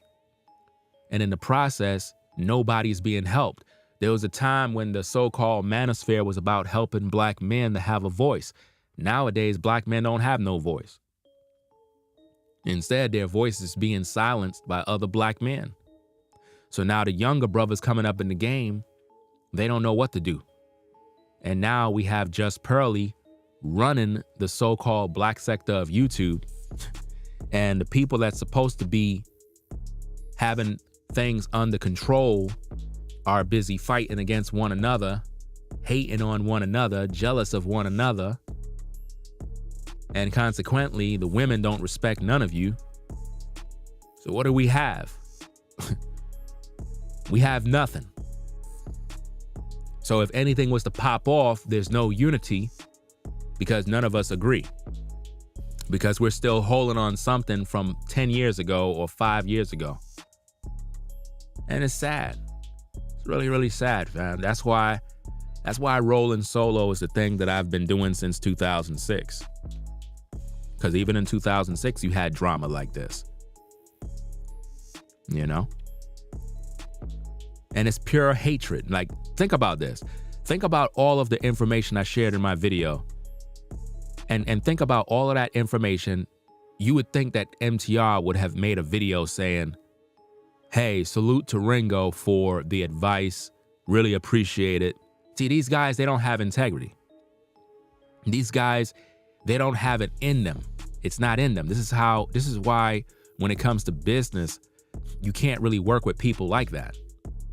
You know? You can't. You cannot work with people like that act like you don't exist. Those are the worst kind of people, because when they're in trouble, that's when they want help. You ain't gonna get that help from me. Not me, because I walk in a certain way where I show respect. Even if I don't agree with you, I still show respect. I could clown all these people on YouTube. I could make all sorts of videos. I could expose. I could do all of that type of stuff. I could roast. I could go in. At the same time, I choose not to resort to none of the nonsense and keep everything clean, but at the same time effective, where my points are very clear. You heard me. So everybody that I'm talking about in this video, they listening to me. I promise you, they hearing what I'm saying. So the message is pretty clear. Learn how to show proper respect. Learn how to show others that you acknowledge their contributions. Because whatever you want done to you, you got to be willing to do it for others. And this is one of the reasons why as black men, we can't grow nowhere. We can't even unite. We can't. And it's impossible. This is why black women don't respect us. You know, we talk about black women this and black women that. Black women cannot respect men when they can't even get along to build anything. You know? See, Kevin Samuels, he had the opportunity to build something great. But instead of him building and humbling himself, he felt that he was at the top of the hill, and he felt that he was too good for anybody to talk to. He felt that only certain people in these YouTube streets was worthy of him talking to. And he hated the people that criticized him, rather than listening to pay attention on what are the concerns of others. He lost that opportunity. You see? He lost the opportunity to put something together that would have been great. And then now, after his passing, all the other creators that are left behind trying to figure it out, they're now trying to pick up the pieces because the money bag is no longer there. And even till this day, they trying to capitalize off of his channel. If you notice Kevin Samuels' channel, it seems like somebody's still trying to upload little clips of old videos, trying to rehash the same old videos. Like, come on, the man is gone. Stop. Stop trying to make money off of him. It's really sad that even in death, somebody is still trying to upload videos, trying to get a few dollars off of a dead man's body. Disgusting. Rather than just leaving his channel alone, letting it just do what it do, instead, they trying to keep it alive. The man is gone. It's over. It's over. Y'all had your opportunity. Y'all failed. and y'all didn't unite the brothers. Instead, a lot of you content creators, y'all felt because y'all making money, y'all getting views, that it's gonna last forever. And when your savior passed away, it really, really took a toll on you. And this is a problem because you're alive right now and you have the opportunity to do something great. But instead of you using your platform, your notoriety, your name to establish unity, instead of you be the bigger man, you resort to playing games. So now nobody respects the black sector of YouTube. And this is why there's so much infighting, so much jealousy, and everybody's just focused on money. Money, money, money, money. The message has been lost. Everybody's fighting for the same view. And this is why as a content creator, you gotta be original. Your style has to be original because think about it. When a story comes out, like 3,000 people attack the same story. So everybody's talking about the same thing. So how do you really engage viewers if y'all all saying the same thing? If y'all all copying off the next person? That's why when I do my content original. I focus on what's important and I break it down the way I do it. Nobody else could do what I do. You know? And this is why you got to be creative. You have to be talented in other fields, other areas. That way you stand out, because on YouTube, a lot of times creators are not really creative. So they focus on actually taking what they see others do and hopefully able to earn $1 with that. You know, that's why we call it content scavengers. You know? So again, that's about it. We're going to get up on out of here. I got to do what I got to do. And my next video, we're going to be talking about the Jamie Foxx situation. How he did, in fact, sold his soul. And a lot of people praying for him. And I get it that you're trying to pray for him, but he's already lost. You know what I mean? He sold his soul already. And he's already done reprobate mind. There's nothing you can really do about it. You know? You can wish him well. At the same time, certain people are done. They're gone. I mean, come on, fam. The man is worth $170 million. You gonna tell me he don't know what he's doing? You gonna tell me he don't know what he's involved in? You think he needs your understanding to figure it out? A lot of these people, when they start make money, man, they forget about God. This is why it's very dangerous as a content creator. When you start making a lot of money, you start to feel that you're a god. You start to feel like you're rich. You don't have no problems. You're untouchable. Life can't hit you. Always remember, if you're a content creator, Kevin Samuels is not here no more. Always remember that. No matter how big you think you are as a content creator, how much money you're making as a content creator, always remember one thing. Kevin Samuels is not here anymore. And he was at the top of the hill, making all the money. Always consider that. Because while you may think you're going to live forever, you don't know when your day is going to come. So it's always good to use your life while you have it, to help others, to teach others, to educate, stimulate thought. Just do the right thing. That way you have a legacy to leave behind. Because no amount of money gonna save you when you're on your deathbed. No amount of money is gonna save you. I mean, if you just look at the situation with Jamie Foxx, all his money can't do nothing for him. You know, whether he's out the hospital, home, at a rehab center, whatever the case is, money cannot save you when you're sick. When you're sick, you're not even thinking about your money. You're trying to live. When you're on your deathbed, you don't care about how much money is in your bank account, fam. Look, if you're a content creator and you have more than $100,000 in your account,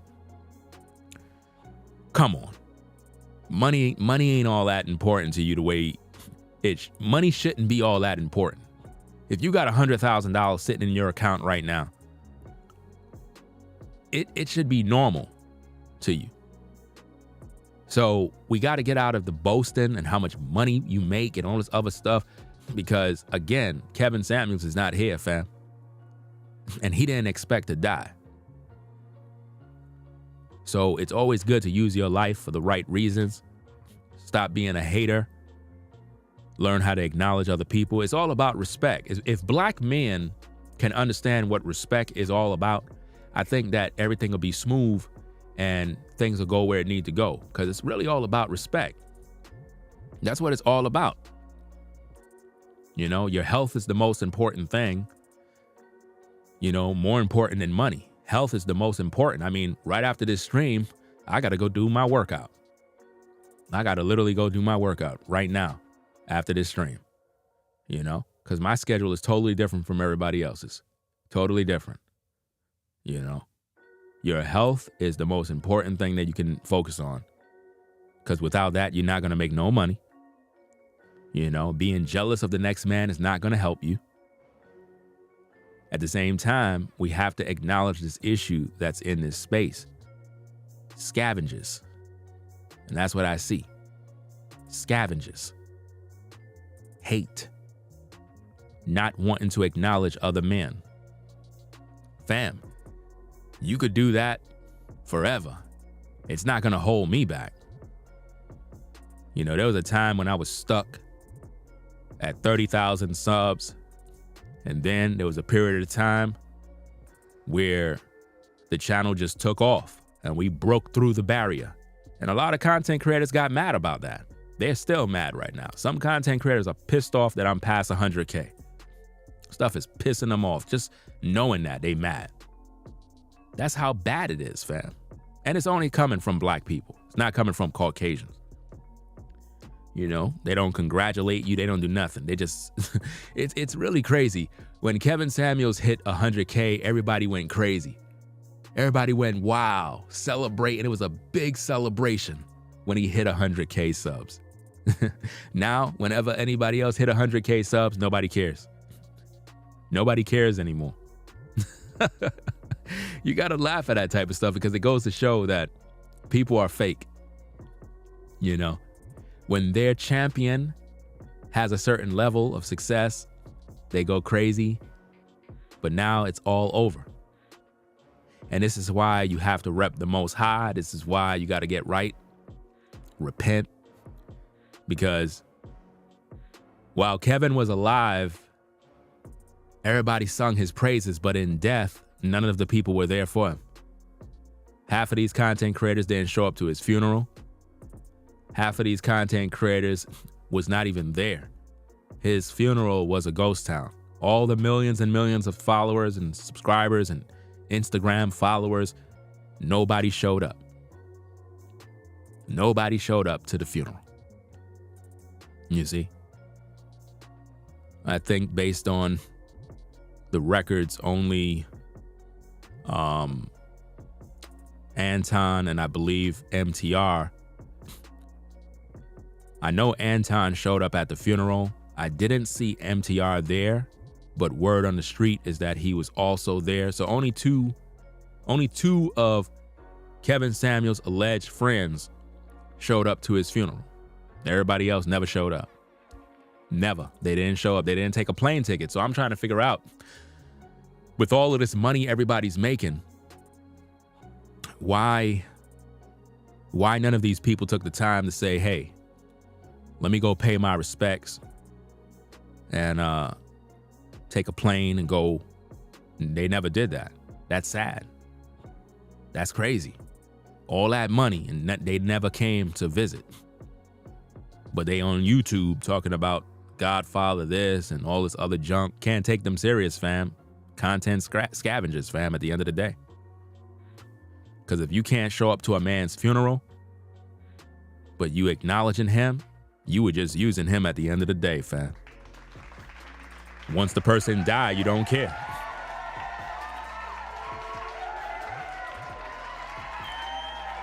Once a person die and you don't show up to their funeral, you can't tell me nothing.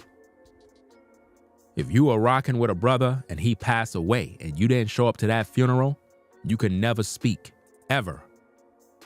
Nobody will look at you the same, because that's the most disrespectful thing you can do, is not show up to a man's funeral. And it's real, real bad. This is why I keep telling you, roll solo, focus on the Most High, focus on your health and fitness, focus on your bread, and then you deal with women accordingly. Other than that, it is what it is, fam. You said somebody is posting on Sinful the Peace channel. Are you serious? That's crazy, man. Yo, I don't know what's the matter with people, man. This is crazy. So somebody's over there posting on. I gotta do some research about this, because this is crazy, man. Peach said someone is posting on Sinful the Peace channel. That's crazy, because the man passed away. So who's posting? That's wild, man. That's crazy. But anyway, y'all, I'm gonna get up on out of here. I got this workout to do. Once I finish that, I should be back on probably around 6 a.m. You know what I mean? Somebody said the latest video was 5 hours ago. Yo, somebody got a hold of his account, man. That's bad. And if he's monetized, they probably transferring his money. If he was monetized, I don't know if he was monetized or not. I don't know. But that's messed up if somebody's doing that. I'll check it out and see. I'll check it out later on. I'll check it out and see what's going on, find out what's going on in these streets. Again, if you're subscribed to the channel, make sure you subscribe to my YouTube Streets channel, YouTube Streets TV. I have to get some content over there. I haven't been over there in a minute. Make sure you subscribe to the Ringo TV Raw. Subscribe to the Ringo Motor Vlog channel as well. The Ringo for Life channel. Make sure you definitely subscribe to the Ringo for Life channel, because even though I haven't put nothing up there in ages, make sure you're subscribed over there, because I'm going to revamp that channel. I'm going to revamp that channel. That channel is going to be all music. It's going to be all music. My Key to the Sound channel, I can't get into the account no more, because I don't know what email I had, so I don't have access to the channel. And I got like old music over there, but I can't gain access to the channel until I find out what email I was using. I tried to let YouTube know, but you know, they just run around playing games. I got to figure it out. It's so funny that the last 2 years, I remember logging into the platform and I forgot what email I used. And you know how it is when you have an email and you don't use your email in a long time and they shut down the email, and then in order to retrieve it, you have to put in the phone number that you use. Well, I had a different number. So it's like, I don't even remember what the number was because I switched up the numbers. So it's crazy. So even though you try to retrieve it, you can't get the info because you may have lost access to the old phone number or the old email address. It's crazy. Maybe I might get into that account one day. If I do, then it is what it is. But I'm going to use the Ringo for Life channel for music. So make sure you subscribe over there to the Ringo 4 Life. Make sure you subscribe to that channel, because that's going to be an entirely new music channel. Now, that's my original YouTube channel from when I registered on YouTube in 2006, right? But I'm going to convert that channel to music under the same name, Ringo for Life. It's going to be only music, right? So I got a whole lot of things that I'm working on. And once we start this music, it's gonna be a wrap. Cause a lot of these content creators, they ain't ready. They don't understand what creativity is all about. We gonna take this thing to a whole nother level, and the production value is gonna be off the chain. We'll be doing music all the time, and things are about to really blow up in the music sector. So to all the haters that never wanted me to shine, to all the haters that thought that not acknowledging me was going to keep something down, when we start this music, it's over. That's something you can't copy. That's something you can't imitate, because the creativity in my music department is out of this world. It's out of this world. That's something that I have an abundance of, is creativity. So look out for that. You know what I mean? I got a camera rig that I'm building to do content outside. You know what I'm saying? Steady cam, all of that type of fancy stuff. High res camera, $3,000 lens, you name it. We putting together something real special, something real nice. You know what I mean? Because again, these content creators, they're not doing anything. All they're doing is just talking crap and wasting your time. We're trying to focus on issues and content that's way creative. So I'm trying to take things to another level that a lot of these guys that copy, they can't do. And that's the whole thing about a content creator. So if you're getting anything from the video, it's all about being original. It's all about taking your creativity to another level, to do things that is different from other people. Because everybody want to copy. It's like YouTube has become like a Alibaba. You know what I mean? It's like everybody want to copy and nah, fam. That's why I made the Scooter channel, because nobody's doing that. You know what I mean? So make sure you subscribe to the Ringo Motor Vlog, because we're going to be doing things over there. And understand, ladies and gentlemen, when it comes to music, I produce any style, any genre of music. Not one style. It's not a hip hop channel. It's a channel for all music. I could create and produce any style of music. You name it, I could produce it. You understand? I had ample opportunities to be associated with various record labels. I turned it all down. I turned down distribution deals, turned it all down. I had artists and various people contact me. I turned them all down. Why? Because I don't want to work with none of them, because they're all a part of that satanic system.